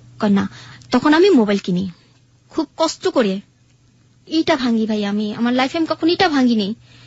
এমনও দিন গেছে ডিএনএ ময়লা টুকা আমি খাইছি। বিশ্বাস হয় আপনাদের? আমি মেয়ে ডিএনএ ময়লা টুকায় খাইছি।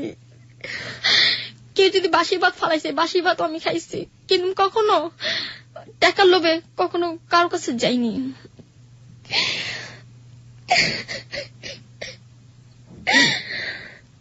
আমার লাইফে আমি কখনো পচা ভাত আমি খাইনি। এখন যেটা আমি খাচ্ছি খুব ভালো ভাইয়া আছি। আপনি কি হারিয়ে ফেলেছেন? আপনি একটু রেস্ট নিন। আপনি কি বলছেন আপনি বুঝতে পারছেন না। আপনি একটু খেয়ে হারিয়ে ফেলেছেন, আপনি একটু কন্ট্রোল করুন নিজেকে।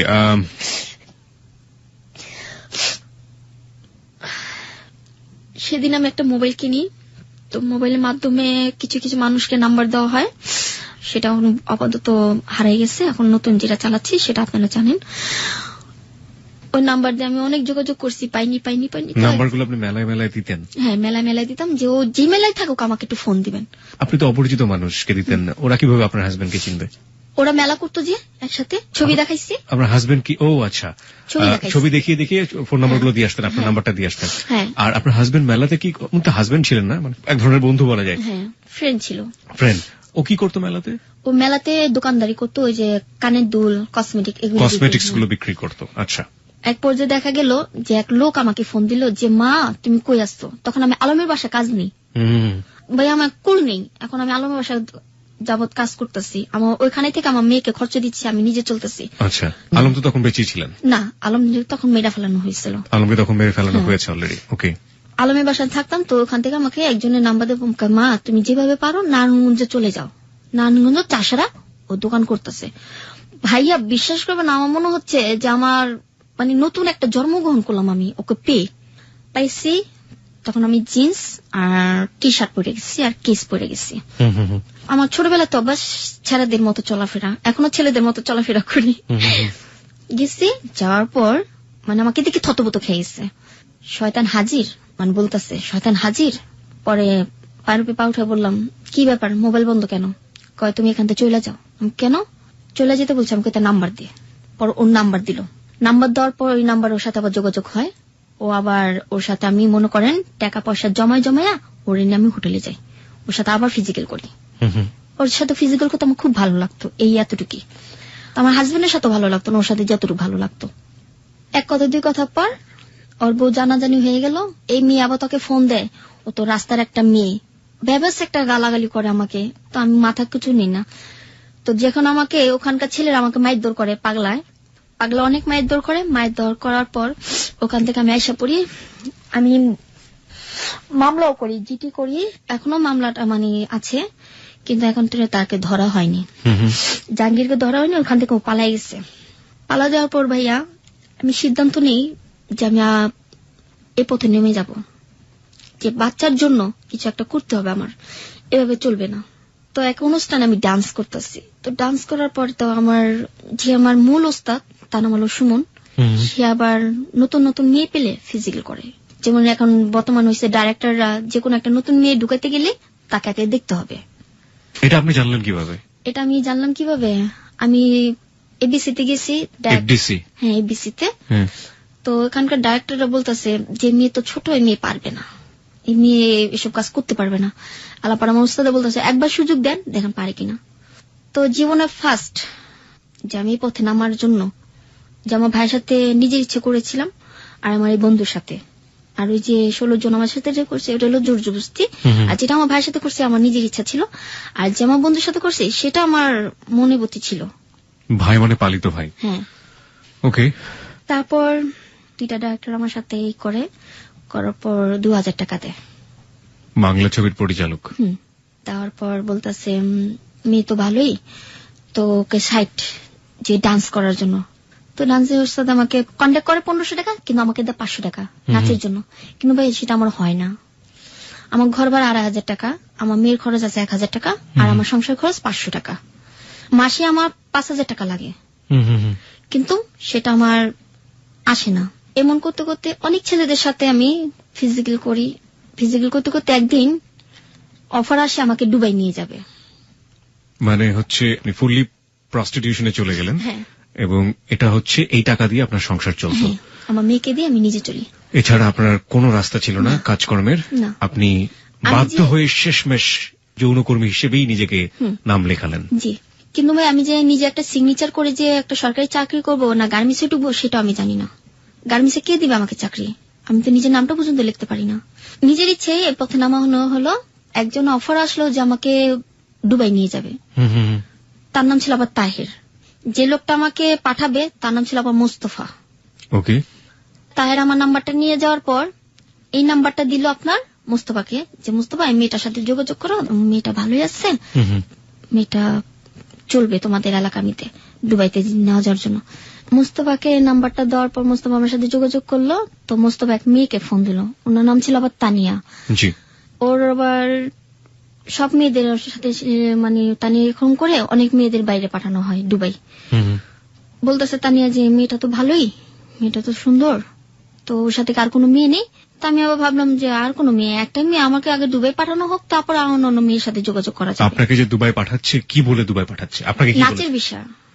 নাচ? ওখানে গিয়ে নাচ করবেন আপনি? ওখানে যে ডান্স করব, বারে ডান্স। ও, বারে ডান্স করবেন আপনি। বাংলাদেশে আপনি যখন প্রস্টিটিউশনে যোগ দিলেন সেই সময় আপনি কি ধরনের কাজ করতেন? নাচ করতেন? হ্যাঁ, বিয়ের অনুষ্ঠানে, গায়ে হলুদ, জন্মদিন, মুসলমানিতে এরকম করে ডান্স করতাম। অনেক চিজ পেয়ে যেত, মানে আমি বারে কখনো ডান্স করিনি। বারে কখনো ডান্স করেননি? আর এই বিভিন্ন ফেস্টিভ যেগুলো উৎসব হতো সেখানে ডান্স করতেন। কি পরিমাণ টাকা পেতেন? পেতাম বকশিস হিসেবে মনে করেন আমার 1000 টাকার মতো পেতাম প্রত্যেকটা অনুষ্ঠানে। আর আপনি যে প্রস্টিটিউশনে গেলেন সেই প্রস্টিটিউশনটা কি ধরনের প্রস্টিটিউশন ছিল? লাইক আপনাকে রাস্তায় দাঁড়াতে হতো?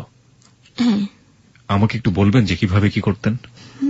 আপনি তো বলছেন ফিজিক্যালটা। না, আমি নট ফিজিক্যালি, আমি জানতে চাচ্ছি যে আপনাদের কালচারটা কি, কিভাবে কাস্টমার জোগাড় করতেন এবং কি ধরনের কাস্টমারের সাথে মিশতেন? না, মানে আমি ডান্স করতে গেলেই কেউ আমাকে পছন্দ করতো, ওর নাম্বারে ফোন যোগাযোগ করতো, তুমি কি নাচের ফাঁকে ফাঁকে আর কিছু করো? আমাকে হ্যাঁ, টাকা পেলে আমি সব জায়গায় যেতে রাজি আছি, আমার টাকা দরকার। কত টাকা দরকার? আমি কারোর সাথে কন্ট্যাক্ট করে যাই না।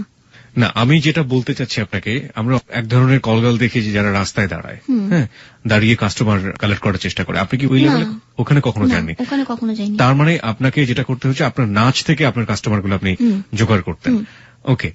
তো এরকম করতে করতে আপনার একসময় দুবাই যাওয়ার একটা পসিবিলিটি তৈরি হলো। আপনাকে বলা হলো যে আপনাকে দুবাইয়ে ডান্স করতে পাঠানো হবে, তাই তো? ডান্স করতে পাঠানো হবে। হ্যাঁ, তারপর?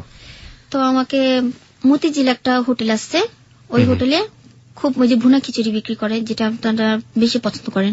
তো আমাকে গিরিল দিল, গিরিল খেলাম। তো আমাকে কোল্ড ড্রিঙ্ক দিল, কোল্ড ড্রিঙ্কস। ওকে। কোল্ড ড্রিঙ্কের ভিতরে কি ছিল না ছিল আমি জানি না, তো আমি তারপর এটা বেশি পছন্দ করে খেলাম। খাওয়ার পর ভাইয়া আমি যেটা দেখলাম যে লোকটাকে 500 টাকার বান্ডিল গুনে গুনে দিচ্ছে মুস্তফাকে। যে মুস্তফা আপনাকে এরকম যাওয়ার জন্য, ওই মেয়েটা মুস্তফাকে টাকা দিল, ওই যে তানিয়া বেগম। তো টাকা দেওয়ার পর আমাকে বাসে উঠালো। আমাকে মনে মনে বাস দিয়ে কো যাবে? আপনি কোনো কিছু বলতে পারছিলেন না সময়টাতে? আমি নিজেও জানি না আমি তখন কেমন হয়ে যাচ্ছে, আমার মাথা মতো সব ঘুরে যাচ্ছে। তো বাসে উঠালো, বাসে উঠার পর এক বাসে তারিখ বাসে আমাকে নিয়ে গেল। তো যেখানে আমাকে নিয়ে গেছে সেটা হলো আপনার শ্যামলিতে উঠাইয়া আমাকে নিয়ে গেল আপনার যেটা বেনাফুল। ওকে। বেনাফুল বাস স্ট্যান্ডের কন্ট্যাক্ট সেন্টার, ওটার সাথে আমার কথা বলে, ওই মেয়ে কথা বললো। কথা বলার পর মেয়ের ব্যাগের ভিতরে ভাইয়া প্রচন্ড টাকা। তো আমি ভাবতেছি যে এত টাকা পেলে তো আমি এক রাতে মালিক হয়ে যেতাম, তো এই টাকাটি কিভাবে চুরি করা যায়। আপনি ওটা ভাবতেছেন ওই সময়? ওইসব ভাবতেছি আমি। তো মেয়ে তো আমাকে হাত উন্না দিয়ে ওই মেন উন্নার সাথে বেঁধে রাখছে, তো আমি তো কিছু করতে পারতেছি না। তো ঘুম নৌকার এইটা যে বাসটা যে উপরে দা পার হচ্ছে ভাইয়া, ঠান্ডা আমার পশম খায় দাঁড়ায় গেছে গা। ঠান্ডা যে একটা বাতাস আসছে, জানলাটা খোলা ছিল। তো উঠে থেকে কি আপু এটা কোথায়? কয় কেন? কয় তুই তো এখন পেলিং আছিস। আমি আপু আমি পেলিং এ? আমার কত সৌভাগ্য যে আমি পেলিং উঠতেছি। আমার অনেক লাইফে আমার আসলো, আমার শখ ছিল যে আমি পেলিং উঠবো, তাহলে আমি মনে হয় পেলিং এ। তো আমার মাথা মতো তো কি খাওয়াইছে আমি নিজেও জানি না। যখন আয়নাটা খুলে দেখি নদী, ওই যে বেরি দিয়ে যে পার হয় না, ওটাকে কি বলে, বেরি নাকি? আমরা শিওর, আমি কখনো যাইনি ভাবে। বেরি দা পার হওয়ার পর নিয়ে গেল, নিয়ে যাওয়ার পর দেখি ভাইয়া গাছ আর গাছ। সকালবেলা আমার জ্ঞান ফিরছে, সুস্থ। আপু আমি যাব দুবাইতে, আমাকে কোথায় নিয়ে যাচ্ছ? চুপচাপে বসে থাক। ওই মুহূর্তে শুয়ে রয়েছে। শোয়ার পর ভাইয়া কি করলো, আমার চুলগুলি কেটে ফেলে দিল। ওই বাসের মধ্যে? হ্যাঁ, বাসের ভিতর চুলগুলি আমার কেটে ফেলে দিল। চুলগুলি এতটুকু খুলে ফেলাইল আমার। খারাপ। পর বাসের ভিতর আমার কাপড় চেঞ্জ। বাসের মধ্যে কাপড় চেঞ্জ করেন? আমার তো হুঁশ নেই। তো বেনাফুল চিল্লিতেছে। বাস যখন থামছে তখন বেনাফুল। পরে মনে মনে কই কি এইটা কি বেনাফুল? এই যে মানুষ যে পার হয়, এইটা কি সে বেনাফুল?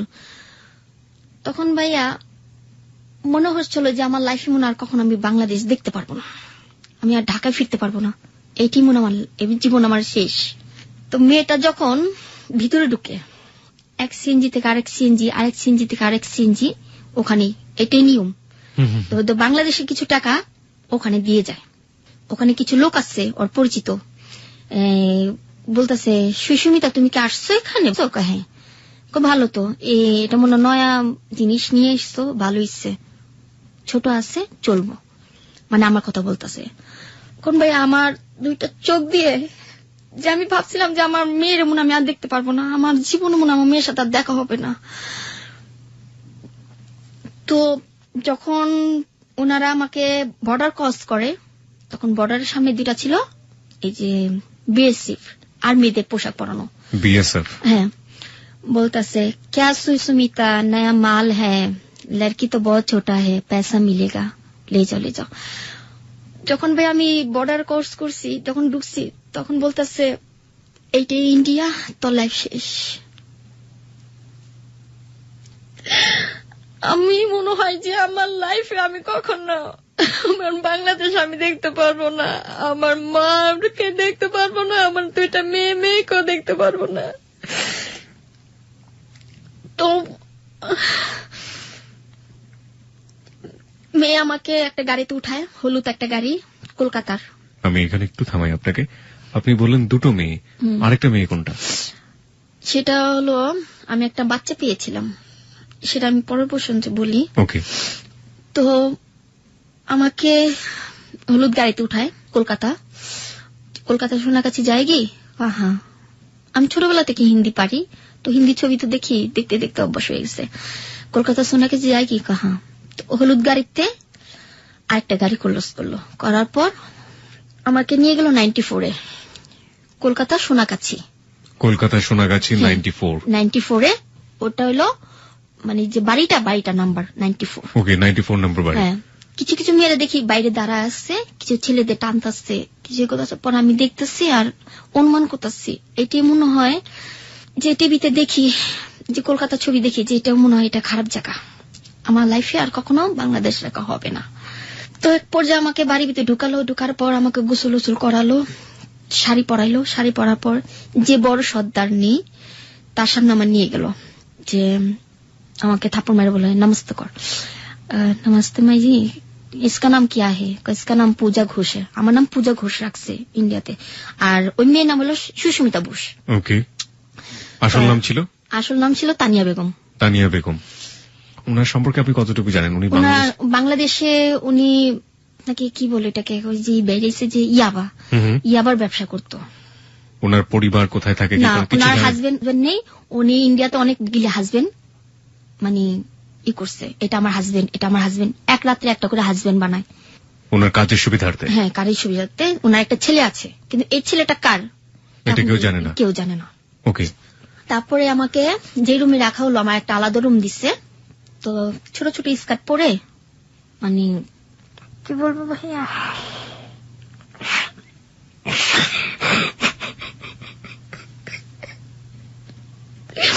আমার লাইফে আমি এরকম কাপড় কখনো পরিনি।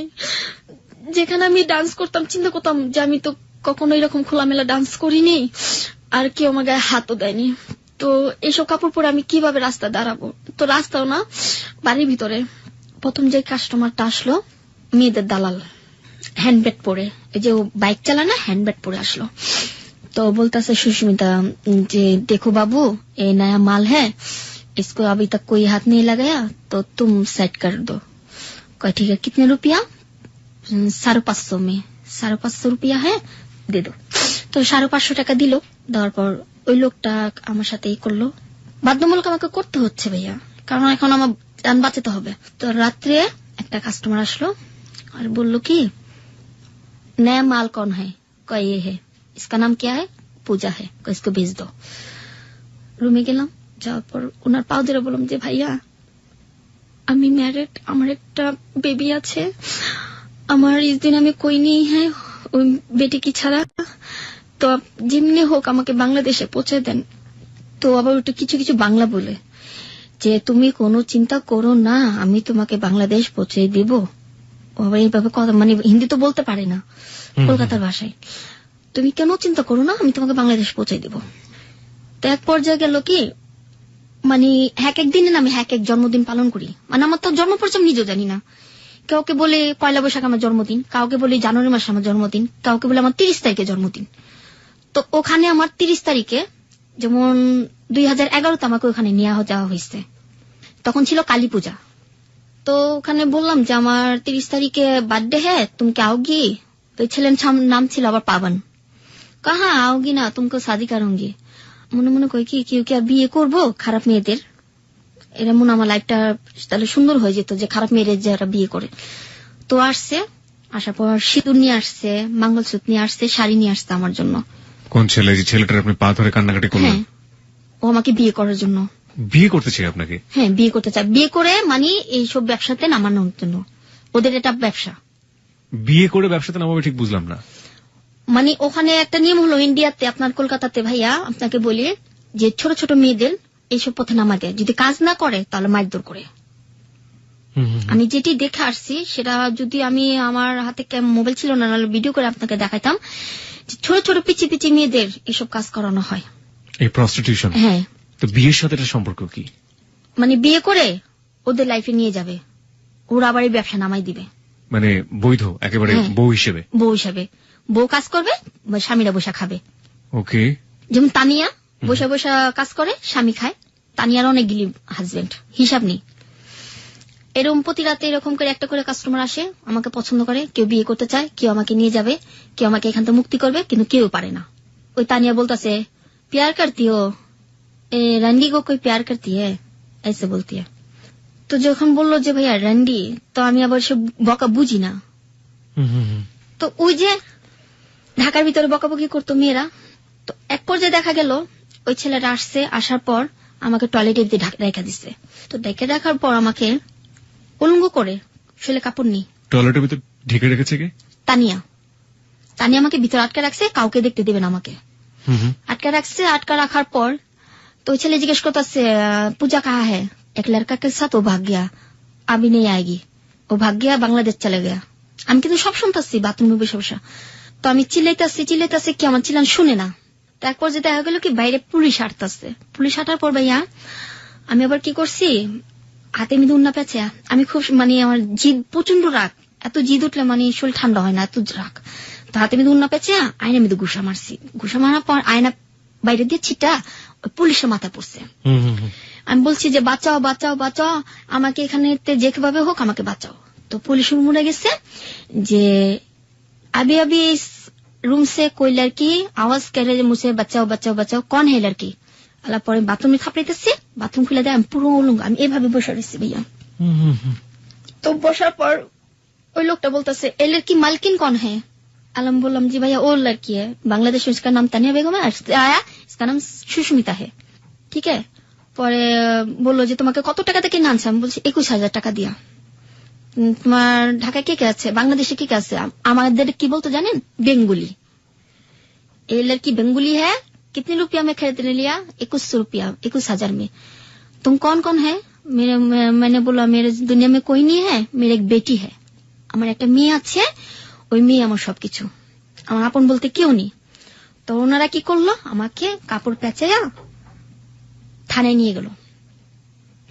থানায় নিয়ে গেল, ওই মেয়েরও নিয়ে গেল, ওই মেয়ের লগে যে ছেলেটা ছিল ওই ছেলেটাও নিয়ে গেল, আরেকটা মেয়ে ছিল বাংলাদেশের, ওই মেয়েরও নিয়ে গেল। ওই যে মেয়েটা নিয়ে গেছে ওই মেয়ের নাম ছিল আবার কথা ছিল। ওই মেয়েটা মনে করেন বাংলাদেশেতে এতটুকু কালেতে মেয়েটারে নিয়ে এসে এই অবস্থা করছে। তো ওর কি ফ্যামিলি ছিল বাংলাদেশে? হ্যাঁ, আর সব ছিল। কিভাবে নিয়ে আসলো? ওকে চাকরির কথা বলে, কাজের বাসা বাড়ি কাজের কথা বলে নিয়ে আসছে। আসা মনে করেন এখন ওর 12 বছর হয়ে গেছে, বিয়ের বয়স হয়ে গেছে। মানে ও যখন সাবালিকা হয়নি তখন থেকে ওখানে ওকে রেখে এখন এই কাজ করাইছে। পারভার্টনেস যে কত মারাত্মক হতে পারে বলার কোনো ভাষা নেই।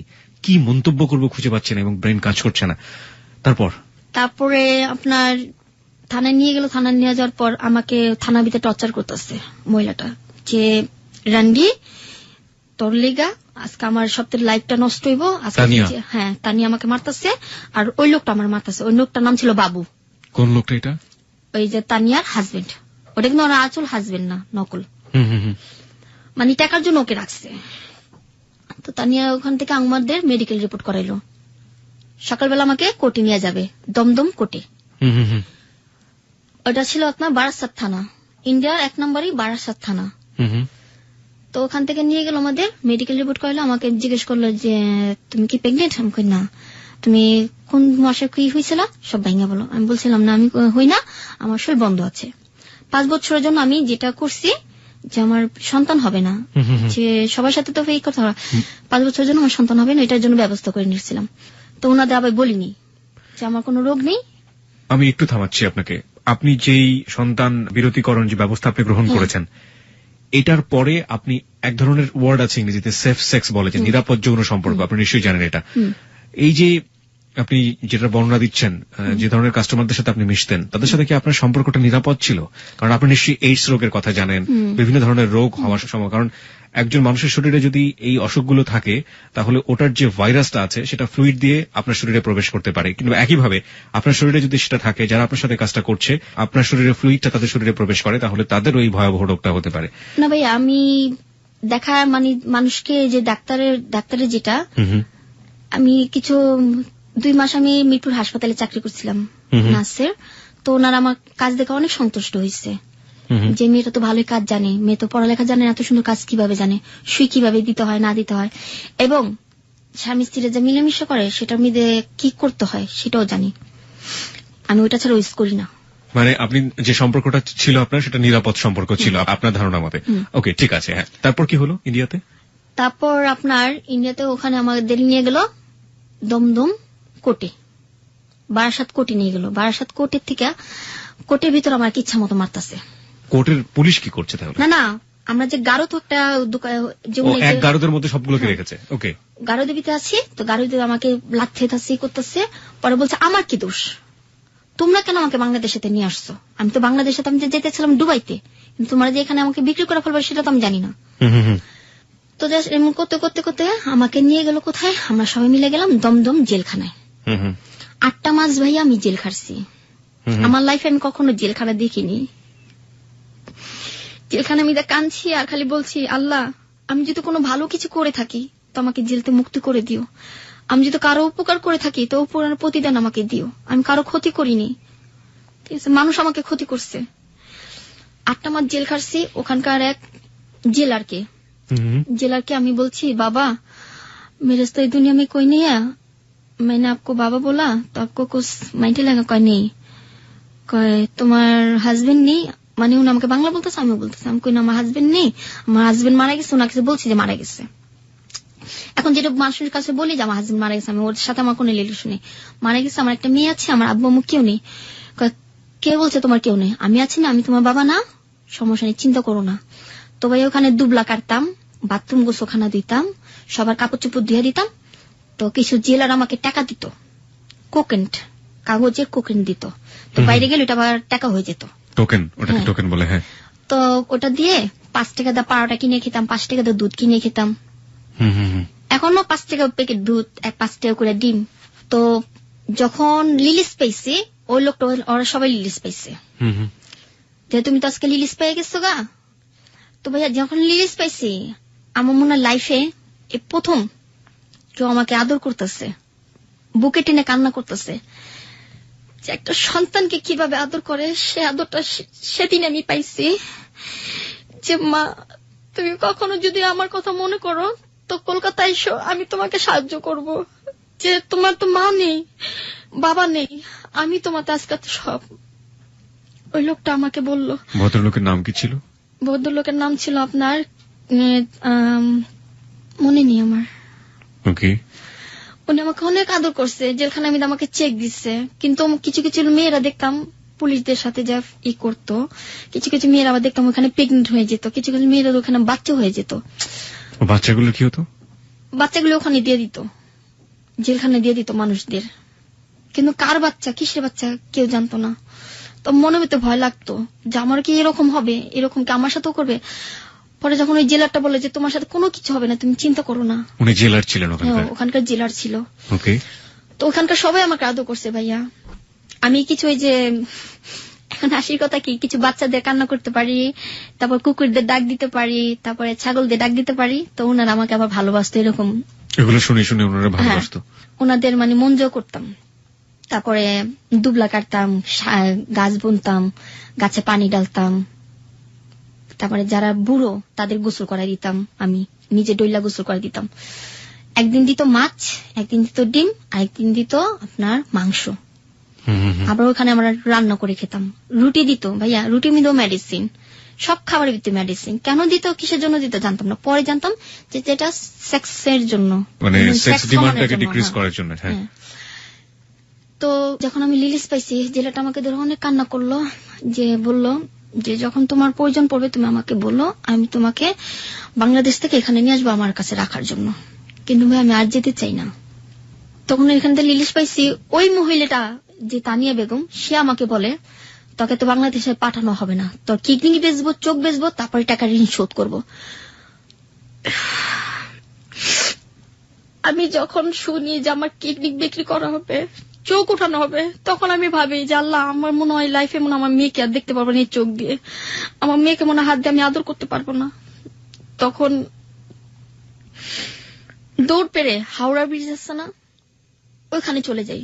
তখন গিরিয়ে গিরি শীত, বৃষ্টি পড়তেছে, শৈলে কাপড় নাই, এভাবে কোকড়া হয়ে কাঁদতেছি। তো যেদিন আমরা ছাড়া পাই, ওদিন ওই লোকটা ছাড়া পায়।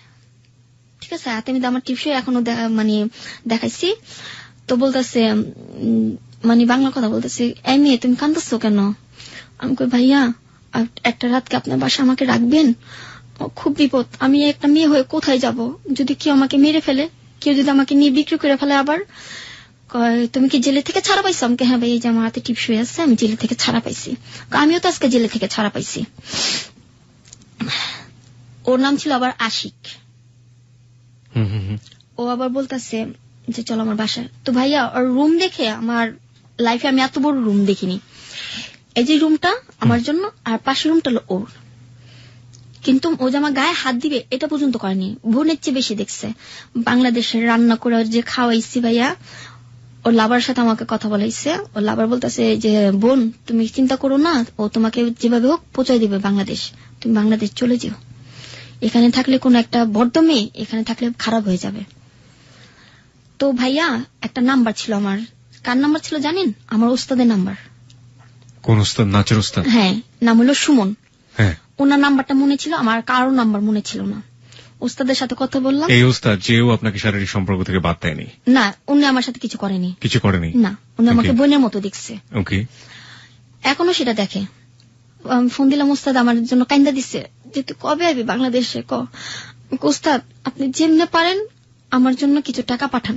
কয় টাকা তো এখান থেকে পাঠানো যাবে না, তুই এক কাম কর, ওনারকে বল তোকে টাকা দেওয়ার জন্য। তো যাকে আমি ভাইয়া বলছি উনি আমাকে 16,000 টাকা দিচ্ছে। 16,000 টাকা? হ্যাঁ, 16,000 টাকা দিচ্ছে, সব ইন্ডিয়ার টাকা। তো আমি তো ইন্ডিয়ার টাকা কত ভাঙলে কত হয় আমি সেটা জানি না। দেওয়ার পর বলতেছে এক মহিলার সাথে যাবা, উনি তোমাকে ওনার বাসায় সন্ধ্যার দিকে তোমাকে ওখানে পৌঁছে দিবে। বর্ডার ক্রস করতে পারতাছি না ভাইয়া, বর্ডারের মধ্যে সব ইটা খাড়া হয়েছে, কি জানি বিএসএফ। হ্যাঁ, বিএসএফ রা খাড়ানো। তো বিএসএফ রা খাড়ানো। তো উনি বলতেছে যে তুমি তো হিন্দি কথা পারো, তোমাকে জিজ্ঞেস করলে তুমি উত্তর দিও। আমাকে ঠিক আছে। তো খালি বাবার লোকনাথের নাম নিচ্ছি। আমি লোকনাথের খুব ভক্ত তো। বাবা লোকনাথ। হ্যাঁ। আপনি জানেন না আপনি হিন্দু না মুসলিম? না, আমি নিজেও জানি না। ওকে। আমি এখনো ওই যে দুর্গাপূজা আসলে দুর্গাপূজা আমি শরিক হই, ডান্স করি, পূজা করি। কালী পূজার মধ্যে যোগান দিই। সবাই বলে যে তুমি কি হিন্দু? তুমি তো মুসলমানরা কখনো তো উড়ু করতে পারে না, তুমি কেন করো? আপনি ওটা করেন, আপনি মুসলিম যে রীতিগুলো সেগুলোও পালন করেন।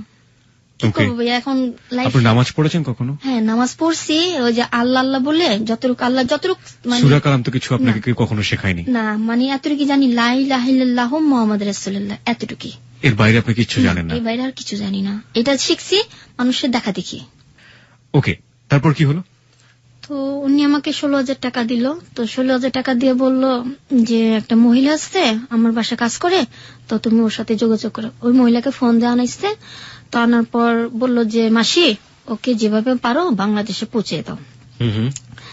তো বাংলাদেশে পৌঁছে দেওয়ার জন্য বলতেছে ওর কাছে কি আছে, আমি টাকা দিয়ে দিচ্ছি, ও যেতে পারবে।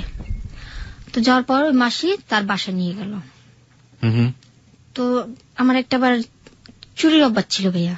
মানে যেকোনো কিছু দেখলে আপনি চুরি করতেন? হ্যাঁ, সুন্দর একটা জিনিস দেখলে আমি চুরি করতাম। তো এখানে ছিল আবার সিঁদুরের কোটা, ওটা ছিল আবার চান্দির। ওটা আমি আবার লগে নিয়ে আসিনি। যে মহিলার বাসা আমাকে নিয়ে গেছে ওই মহিলা ছিল আবার প্রেগনেন্ট। হ্যাঁ, ওই মাসির ছেলের বউ। তো মাসির ছেলের বউকে আমি আবার দিয়ে দিলাম যে বৌদি, এটা আপনি রেখে দেন, আপনার কাজে দিবে, আপনি সিঁদুর শুধু রাখলে কপালে দিতে পারবেন, এটা রেখে দেন। কইটা কই পাইছো?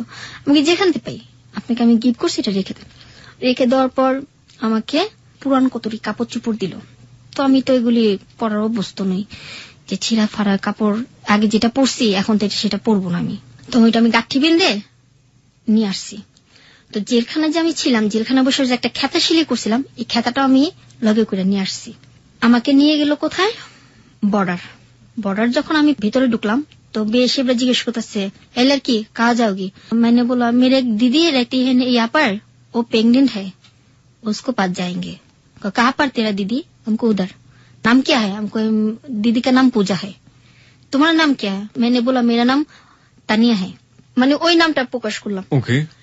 তো প্রকাশ করার পর ঠিক আছে যাও। তো গেলাম, যাওয়ার পর ওখানে এক রাত ছিলাম।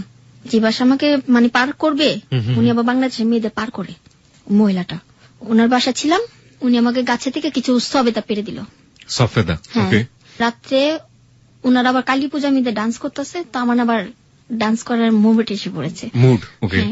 তো ওখানে বসে আমি আবার ডান্স করতেছি। তো বলতেছে তুমি কি ডান্স করতে পারো? আমি কি না আমি ডান্স করবো না, একটু করো। তো একটুখানি ডান্স করার পর দেখি দুনিয়ার টাকা পড়তেছে, ওখান থেকে টাকা পড়ছে, ওইখান থেকে টাকা পড়তেছে। তো সবটি টাকা ও মহিলাকে নিয়ে নিল। নেওয়ার পর আমার কাছে যে আবার বাংতি কিছু টাকা ছিল, সেটা ছিল আপনার 510 টাকা। এই টাকা এখন আমার বাসায় আছে, ইন্ডিয়ার টাকা, আমি স্মৃতি হিসেবে রেখে দিচ্ছি। এটা আনাতে আমার মনে ছিল না যে আমি নিয়ে আসবো। তো জিজ্ঞেস করলো যে তুমি বাংলাদেশে যে আমাকে ভুলে যাবা? কই না। কই ঠিক আছে, আমাকে ফোন দিও। নৌকা আসলো ভাইয়া, একটা বাংলাদেশে পতাকা লাগানো নৌকা আসলো। তো ভাই আমি ভাবছিলাম যে মাটি, চোরাবালু ভিতরে যে গাইরা যাবো সেটা আমি জানি না, মাটি। ওই যে সাতক্ষীরা জেলা আর এই যে বর্ডার, এই যে ইন্ডিয়াটা, আর মাঝখানে চোরাবালি নদী। ওকে। আমি একটা করে পাড়া দিই ভাইয়া, গাইরা যাই, একটা করে পাড়া দিয়ে আর গাইরা যাই। আমি ভাবছিলাম যে এটাই মনে আমার লাস্ট চান্স, যদি বাঁচলে তো বাঁচবো, নাহলে মরলে তো মরবো। তো বলতেছে তাড়াতাড়ি আসো, এখানে বিয়ে শেপরা দেখলে গুলি করে মানুষ মেয়েরা ফেলায়, আর সুন্দর সুন্দর মেয়েকে দেখলে উঠায় নিয়ে যায় বিয়ে শেপরা। একটা কথা কি ভাইয়া, যেটা বলা হয়নি সেটা স্টেজে বলাটা দরকার। ওখানে যদি কোনো সুন্দর মেয়ে দেখে, তারা ধরে ধরে নিয়ে মানে কি করতে পারে সেটা তো বুঝতে পারছেনি, করার পর মেয়েরা ফেলায়। বিএসএফ? হ্যাঁ, বিএসএফরা মেয়েরা ফেলায়। তো জঙ্গল আর জঙ্গল। তো ওনারা আমাকে একটা বাস দিল। বাস দেওয়ার পর আমি বাস ধরে বাসটা ধরে ধরে নৌকাতে আসো। তো নৌকাতে উঠলাম। তো সম্পূর্ণ পোশাকে মিলে এতটুকু গাইরে গেছিলাম, গলা পর্যন্ত গাইরে গেছিলাম। আমি ভাবছিলাম যে আমি মনে মাটিতে মরে যাব, মাটিতে আমার মনে চাপা। তো যাই হোক, আল্লাহর কাছে দোয়া করতেছি। তো আমি গেলাম, তো আমাকে নৌকা উঠানোর পর হাত পা ধুইছি। তারপর তোমার কাছে টাকা আছে? আমাকে হ্যাঁ আছে। পরে সবটি টাকা নিয়ে নিল দালালে, ওই বাংলাদেশের দালালে। আমি কি বাংলাদেশ আসবো না? এটাই তো বাংলাদেশ, তুমি এখন সাতক্ষীরা জেলা আসছো, চিন্তা করো কেন, তোমাকে রাত্রে মেয়ে পৌঁছে দিব। তো ওই মহিলার ঘরে গেলাম, যাওয়ার পর কাপড় চেঞ্জ করলাম। চেঞ্জ করার পর আমাকে বলে তুমি রান্না বান্না করতে জানো? আমাকে হ্যাঁ। তো ভর্তা বানাইলাম, অনেক পদের ভর্তা বানাই দিলাম, বউয়া রান্না করে দিলাম। ওনারা আমার খাবার খেয়ে বলল, না তোমার হাতে রান্না অনেক ভালো, তো আমাদের এখানে থেকে যাও। আমি কই, না আমি থাকবো না। বউয়া যেন কোথায় রান্না করে? এটা কোন এলাকার খাবার? এটা ঢাকায়, পুরান ঢাকায়। পুরান ঢাকার খাবার। ওকে। তো আমার হাতে দেওয়া একটা ছিল মঙ্গলসূত্র, যে ইন্ডিয়াতে যেটা বলে মঙ্গলসূত্র, যেটা বলে এটাকে আমরা বলি চেন। তো চেনের ভিতরে যে এতটুকু স্বর্ণ ছিল আমি আবার জানি, আমি তো স্বর্ণ চিনি না, আমার লাইফে আমি কখন স্বর্ণ পড়িনি। এই যে আমার নাকি চুমকিটা দেখতেছেন বর্তমানে, সেটা হলো আমার এক ফ্রেন্ড গিফট করছিল। বলছে এটা সবসময় নাকে রাখবা, সবাই বলে যে তোমার বিয়ে হয়ে গেছে, বর্তমানে তোমার হাজবেন্ড আছে, এটা বলবা। তো আমি স্বর্ণ চিনি না, তো ওনাকে আমি দিলাম যে এটা আপনি রেখে দেন। এটা আপনি কোথা থেকে কিনেছিলেন, না কেউ আপনাকে দিয়েছিল? ওখান থেকে আমি চুরি করছিলাম। ওই বাসা থেকে আপনি মঙ্গলসূত্র চুরি করেছিলেন। ওর অনেস্টিটাই এখানে একটা মূল কথা। ও যা করেছে ও তাই বলছে, এবং ওর লাইফে যা হয়েছে সেটাই ও বলছে। ওকে, হ্যাঁ, তারপরে কিছু চকলেটও চুরি করছি, সাবান চুরি করছি, যে আমার লাইফে আমি বিদেশি সাবান কখনো গোসল করিনি, আর বিদেশি চকলেটও খাইনি। তো বিস্কুট ওখানে 5 টাকা প্যাকেট। তো আমার কাছে কিছু ভাঙতি টাকা ছিল, আমি কইছি কি কিছু সাবান কিনে নিয়ে যাব, শ্যাম্পু কিনে নিয়ে যাব। তো কেনাকাটা করছি। ওই লোকটা আমাকে বলল যে বোন, তোমার কাছে যা টাকা আছে বাংলাদেশে ইন্ডিয়ার টাকা আমাকে দিয়ে দাও। আমি কই, আমার বাংলাদেশে টাকা দিবেন না? কেন, তোমার তো আমি গাড়িতে উঠাই দিতে চাচ্ছি, মাংনা গাড়িতে। তো আমাকে বাইক দিয়ে রাত 9:30 আমাকে নিয়ে বাস স্ট্যান্ডে গেল, একটা লাল একটা চাদর দিছে ওনারা। আমাকে বলতেছে, বোন, লাইফে কোনোদিন যদি আমার সাথে দেখা করার ইচ্ছা থাকে তো আমার সাথে যোগাযোগ করো, আমি তোমাকে আবার ইন্ডিয়াতে একটা চাকরি দিব। তখন ভাইয়া ইন্ডিয়াতে যখন আমি আসে পড়ছি, এখন কি আবার যাওয়ার ইচ্ছা আছে আমার? আপনারই বলেন। আপনি বলেন, আপনার ফিলিংসটা যেটা হচ্ছে আপনি সেটাই বলেন। ওনারা আমাকে বাসে উঠা দিল, কিছু কাপড় চোপড় দিল, ওনারা আবার বাংলাদেশে একটা ব্যাগ দিচ্ছে। তো বলতেছে তোমাকে কোন জায়গায় নামা দিলে তোমার সুবিধা হবে। আমি ভাই একটা জায়গায় চিনি, সে হলো শ্যামলী বাস স্ট্যান্ড, এমনিতে আর কোন জায়গা আমি চিনি না। এই যে আমি শ্যামলী, আসলে কলকাতাতে বাস যায় শ্যামলী থেকে, সেই জন্য আপনি বারবার হয়তো শ্যামলী বাস স্ট্যান্ডের কথা বলছেন। হ্যাঁ, যেখান থেকে যে প্রথম আমাকে যখন নিয়ে বিক্রি করা হয়েছিল সেখানে শ্যামলী। ওকে, ওখানে নামা দিলে আমি সব চিনতে পারবো। তো ভাইয়া গাড়ির ভিতরে যাচ্ছি, তো দেখি কি ওস্তাদকে ফোন দিছে, ওস্তাদ আপনারা পার্টির আয়োজন করেন, আমি আসতেছি, দোয়া করেন, এবার মনে বাংলাদেশে আমি পৌঁছে গেছি। তো ওস্তাদ তো চিখে পেড়া কান্দন। তো আমার নানির কাছে দিছে ফোন, নানিও কান্দন যে তুই তাঁতি রায় বোন, তাঁতি যায়। ঠিক আছে, শ্যামলী নামার আগে কিছু বিএসএফ আমার গাড়ি চেক করতেছে। बीएसएफ? হ্যাঁ। তো বলতে है लड़की कहाँ से आई हो? मैंने बोला मेरे कजिन रहता है यहाँ पर कोलकाता में, उसके बेबी हुआ, मैंने बेबी देखने गया था। तो कहाँ जाओगी? जैकलिन मंदिर, उसमें मेरा घर है, उस पर जाएंगे। तुम हिंदू हो? हम की हाँ। পরে ব্যাগ চেক করলো, কিছু পাইনি, শুধু পেয়েছিল কিছু বিস্কিট, চানাচুর আর সাবান। এরপর আবার একটা চেক করছে, ওখানেও একই প্রশ্ন, একই আমার চেক। যখন আমি ভাইয়া শ্যামলী নামছি, যখন আমি বাংলাদেশের মাটিটা পাড়া দিচ্ছি, মনে হচ্ছে যে আমার নতুন আমি জন্মগ্রহণ করলাম, যে কেমন যে ভিতরে লাগতেছে যে বুঝাতে পারবো না।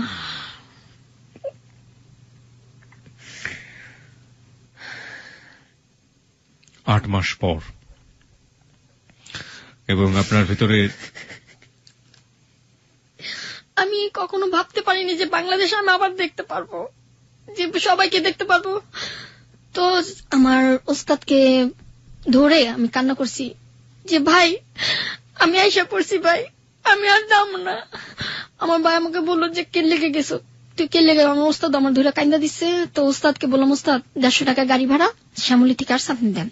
পরে দিচ্ছে, দেওয়ার পর গলির ভিতরে গেছি। গলির ভিতরে যাওয়ার পর আমার মেয়ে আমার শুনে দৌড় পেয়ে আসছে। আমার মেয়ে আমাকে ধরে বলতেছে, আম্মু তুমি কই গেছিলা? আম্মু তোমাকে ছাড়া আমার ভালো লাগে নাই, তুমি কোথায় গেছিলা? আম্মু আমার একটু বুকে টেনে নাও মা।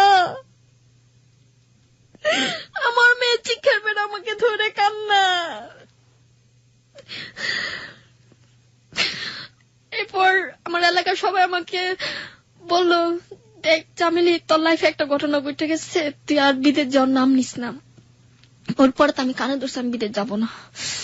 এরপর আমার নানি আমাকে ধরে, আমার যে খালা, ছোট খালা, আমার নানির ছোট মেয়ে, নাম হলো রাজু, উনি আমার জন্য অনেক দোয়া করছে, আল্লাহর কাছে কই উনি যেন ভালো থাকে।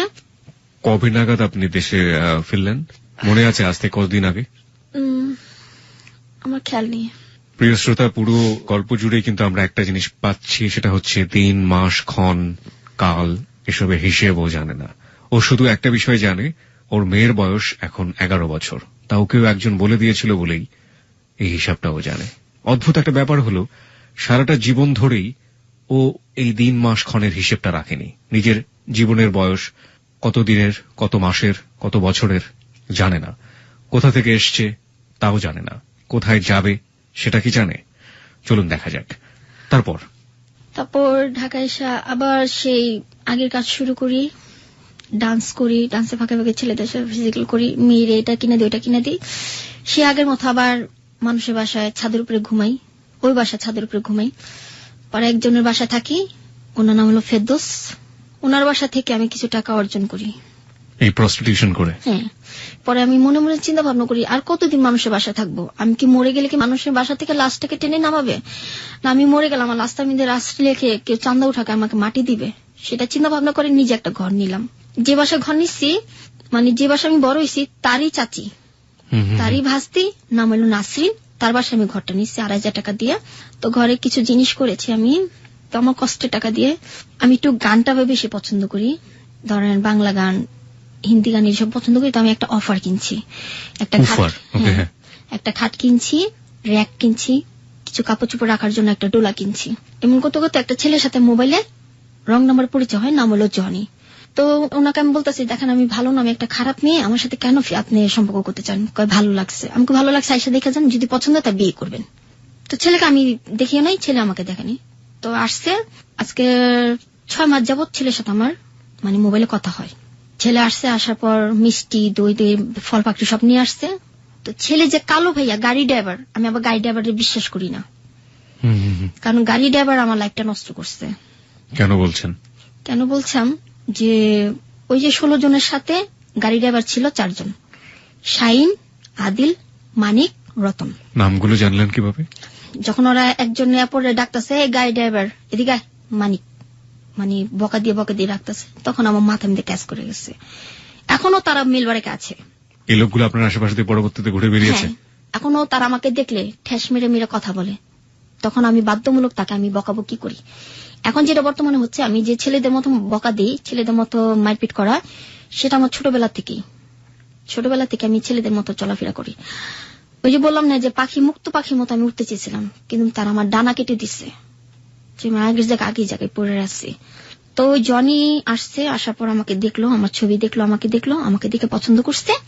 করার পর যে বাড়ি এলি, আপা বলি তাকে। তো আপা বললো যে তুমি ওর সম্পর্কে সব জানো? হ্যাঁ।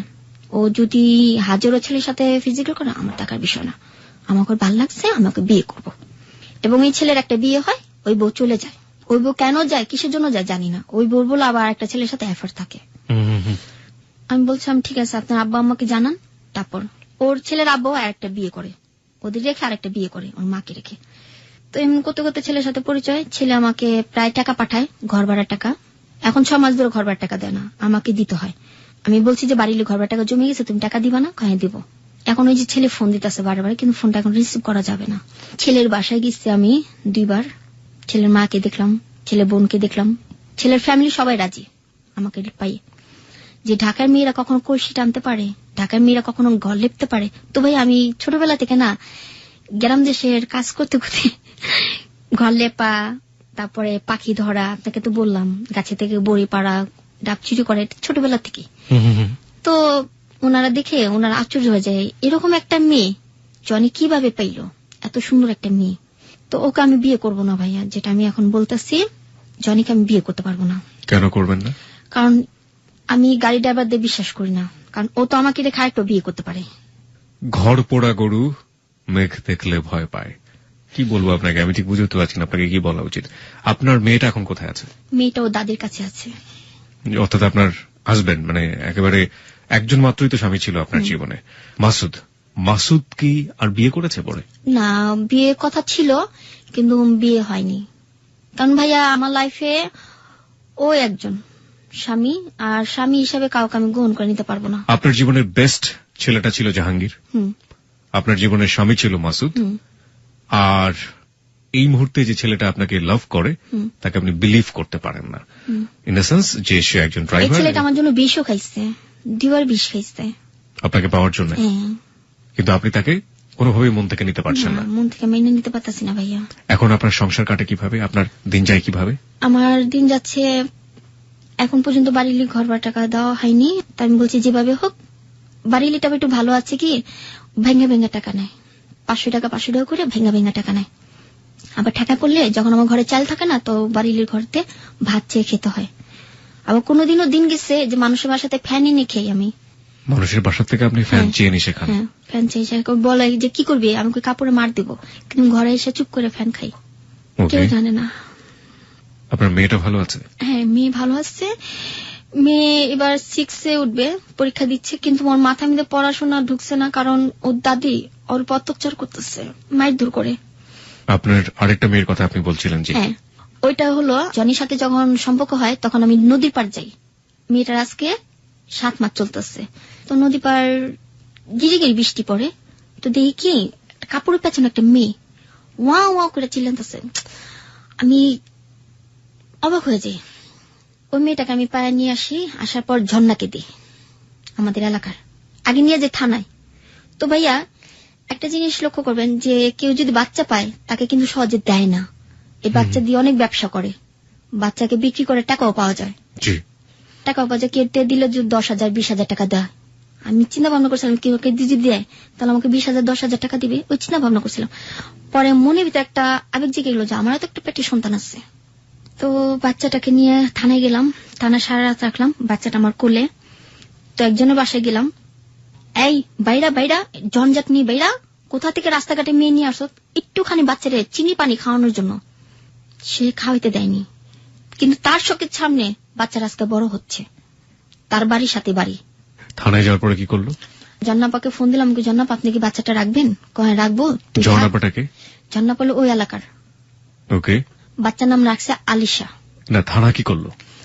থানায় ও জন্নাপাকে ফোন দিল, দেওয়ার পর ওর মধ্যে আরেকটা লোক গেছে বাচ্চাটা নেওয়ার জন্য।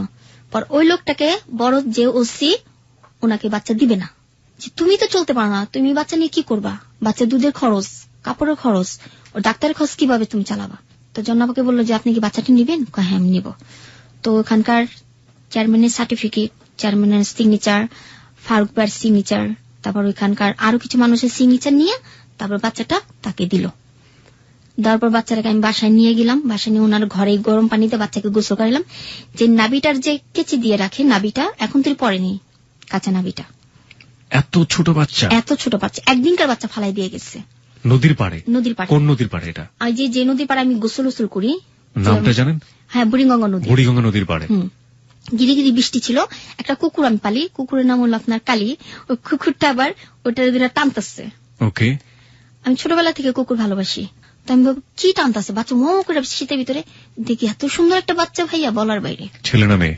মেয়ে। গ্রিক উপাখ্যানে অসাধারণ একটা গল্প আছে ফিনিক্স বার্ড নিয়ে। আপনারা নিশ্চয়ই জানেন, একটা ফিনিক্স বার্ড পৃথিবীতে জন্ম নেয় এবং এই ফিনিক্স বার্ডের কোনো প্রযোজন হয় না। অদ্ভুত একটা বিষয় হলো যে এই ফিনিক্স বার্ডটা যখন মারা যায় বা মারা যাওয়ার বয়স চলে আসে, তখন পৃথিবীর বিভিন্ন জায়গা থেকে সে খড়কুটো সংগ্রহ করে। খড়কুটো সংগ্রহ করার পরে ফিনিক্স বার্ডটা সেই খড়কুটোর মাঝখানে বসে, বসার পরে তারপরে সেই খড়কুটোর মধ্যে সে আগুন ধরিয়ে দেয় এবং আগুন ধরিয়ে দেবার পর সেই ফিনিক্স বার্ডটা সেই খড়কুটোর মধ্যে ধীরে ধীরে পুড়ে ছাই হয়ে যায় এবং সেই ছাই থেকে ছোট্ট আরেকটা ফিনিক্স বার্ডের জন্ম হয়। আজকের গল্পটা হচ্ছে সেটা। যে চামেলিকে আমরা পেলাম, সেই চামেলির ইতিহাস আমরা জানি না, সেই চামেলি কোথা থেকে এসছে আমরা জানি না, সেই চামেলি এখন কেমন আছে সেটা আপনি জানলেন, সেই চামেলির ভবিষ্যৎকে আমরা জানি না। এরই মাঝে আরো একজন চামেলির দেখা হয়তো আমরা পেয়ে গিয়েছি। সমাজ তাকে চামেলি বানাবে নাকি কি বানাবে সেটাও আমরা জানি না, কিন্তু আরেকটি ফিনিক্স বার্ডের জন্ম হয়ে গেছে এবং সেটাও চামেলির হাতে। চামেলি, একটু বলবেন যে আপনার মূলত পেশা তো এখন প্রস্টিটিউশন, আপনি এটা করেই জীবিকা নির্বাহ করছেন। কি পরিমাণ টাকা রোজগার হয় আপনার প্রতি মাসে? আমি বললাম না ভাইয়া, যে এটা আমার টাকা চলে না, এই টাকাতে আমার সংসার চলে। কারা মূলত আপনার কাস্টমার? যারাই আমাকে ফোন দেয় তাদের সাথে আমি চলে যাই। যে কোনো রিক্সা ড্রাইভার, যে কোনো কেউ হতে পারে? না, রিক্সাদের সাথে আমি কখনো। মানে কি ধরনের লোকদের সাথে আপনি মিশেন? ধরেন ব্যবসায়ী, খুব বড় শিল্পপতি, তাদের সাথে। কয় টাকা দেয় আপনাকে? কেউ যদি সারাত রাখে 1,000 টাকা দেয়, কেউ সারাত রেখে 2,000 টাকা দেয়, কেউ রেখে আবার 1500 টাকা দেয়, কেউ আবার 500 টাকা দেয়। সেটা তো আমার হয় না। আপনি কোনো ড্রাগ নেন, টু বি অনেস্ট? না না না না। আপনি কখনো কোনো ড্রাগ নেননি না, আমি এবং আপনি নেশা নেনও করি নেন না। না? না, কত টাকা লাগে আপনার প্রতি মাসে চলার জন্য? প্রতি মাসে আমার 5,000 টাকা লাগে। 5,000 টাকা দিয়ে আপনার বাড়ি ভাড়া, আপনার মেয়ের খরচ, আপনার খরচ সহ হয়ে যায়? হ্যাঁ আপনি কোনো কাজ খুঁজেছেন এই সময়ে? হ্যাঁ খুঁজেছি, শুধু সিগনেচারের জন্য পারছি না। আপনি সিগনেচারটা পারেন না, এই কারণে আপনাকে কেউ কোনো কাজ দেয় না। না, আপনি কি ধরনের কাজ পেলে কাজ করতে পারবেন? আমার আশা আছে আমি সেলাই কাজ শিখবো। আপনি কোথাও কোনো এনজিওতে, কোনো সংস্থাতে যোগাযোগ করেছেন? না, কাগজ দিয়েছিল সেলাই কাজ করার জন্য, শেখার জন্য, কিন্তু ভাইয়া আমি যে শিখবো, আমি বলছিলাম যে নিজে কিছু করব, অন্য কারো ঘরে যাব না, নিজের ঘরে একটা সেলাই মেশিন করলে আমি নিজে থাকবো, এই ব্যবস্থা করেছিলাম, কিন্তু পারিনি। কেন পারেননি? কারণ ভাই এখন যে পরিস্থিতি বোঝা যাচ্ছে যে আমি অনেক টাকা ঋণ আছি, আমার একটা সমস্যা আছে, ডাক্তার ওষুধ খাচ্ছি অবশ্যই। তো ভাইয়া আপনাদের কাছে একটাই দোয়া, যে আমার জন্য দোয়া করবেন যে আমি বেঁচে থাকি। কি সমস্যা আপনার? কি? আমার বাম পাশে মাঝে মধ্যে খুব ব্যথা করে। ডাক্তার কিছু বলেছে আপনাকে ব্যাপারে? ডাক্তার এক্সরে করেছিল, তো এক্সরে করার পর কাগজ এখন তো আমাকে দেয়নি। তো বলছে তোমার নানি আছে, আমাকে আছে, তোমার নানিকে পাঠাই দিও। তো কি রোগ আমি সেটাও জানি না। আমার একটু মাথা সমস্যা আছে, এই যে মাথার ডাক্তি দেখতে পারতেছে, প্রচন্ড মাথা, মানে জিদ উঠলে মাথা খুব হয়ে যায়, হট হয়ে যায়। আপনার মাথার দাগটা কিসের? সে যে বাসায় আমি বড় হয়েছি, তার একটা পাগল ছেলে ছিল, সে আমাকে ছাদেতে ঢাকাতে ফেলে দিয়েছিল। তারপরে আপনার মাথায় গিয়ে এরকম আঘাত লাগে? টিন ঢুকে গেছিল মাথার ভিতরে, তারা আমাকে হাসপাতালে নিয়ে যায়নি। আমি যখন আমার জিদ উঠে, মানুষের সাথে ঝগড়া করি, তখন আমার মাথা ব্যথা উঠলে আমি অজ্ঞান হয়ে পড়ে যাই, খিস্তি উঠে যায় আমার। ওকে, আপনার কিছু বলার আছে হ্যালো 8920 শ্রোতাদের কাছে? আমার শুধু একটাই কথা বলার ভাইয়া, যে আমি হ্যালো 8920 তে আসার একটাই কারণ, যে মা, আমি যদি তোমার মেয়ে হয়ে থাকি, শুধু একবার আমার সাথে দেখা করো। বাবা, আমার বাবা যদি একটু বেঁচে থাকে, তো বাবা আমার বুকে টেনে বলো যে আমার মেয়ের আমি পাইছি। আমার আর কিছু দরকার নেই, শুধু আমার মাকে চাই, আর আমার বাবা আমার জন্ম পরিচয় কি সেটা আমি দেখতে চাই। আমার বাবাকে আমি জানি না, আমার মাকে সেটাও আমি জানি না, আমার মা কেমন ছিল সেটাও আমি জানি না। মানুষের ছোটবেলা জন্ম নেয়, মার বুকে দুধ খেয়ে বড় হয়, কিন্তু আমি বুকে দুধ খাইতে পারিনি, আমি বার খেয়েছি।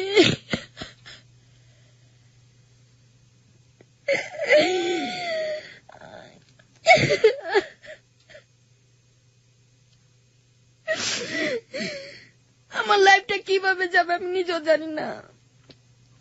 শুধু আমার এতটুকু রিকোয়েস্ট, আমি যেন আমার জন্ম পরিচয় পাই, শুধু আমার জন্য এতটুকু দোয়া করবেন।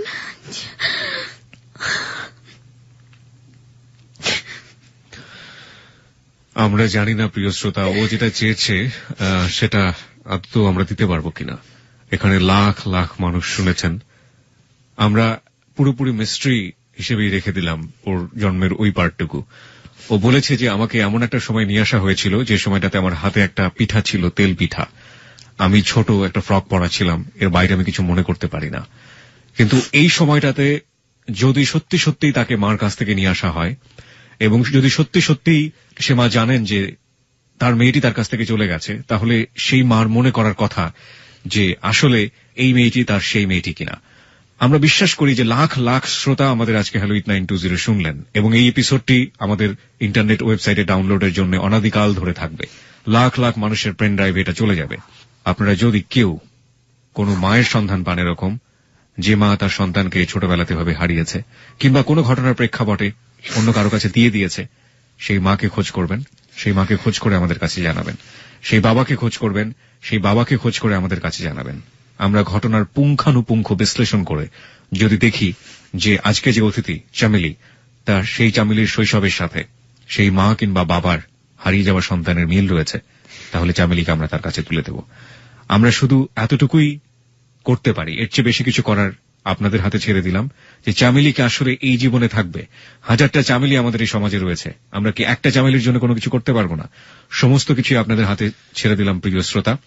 আমরা দেখেছি এখানে বর্ষা ইসলামের গল্প প্রচার হবার পর লাইন দিয়ে লোকজন দাঁড়িয়েছিলেন তাকে বিয়ে করবার জন্য। বিয়ে করা কোনো সমাধান নয়, শুধুমাত্র বিয়ে করেই সমাধান হবে না। এই মেয়েটির পুনর্বাসন খুবই জরুরি। আমরা বিশ্বাস করি না যে একজন চামেলিকে দিয়ে 1000টা চামেলির অবস্থা পরিবর্তন হয়ে যাবে। তবে আমরা বিশ্বাস করি লাখো শ্রোতা এখানে রয়েছেন, তারা একটু একটু করে চাইলে একজন চামেলিকে সুস্থ এবং সুন্দর একটা জীবন দিতে পারেন। আমরা সেই বিশ্বাসটি নিয়েই আজকে হ্যালো 8920 তে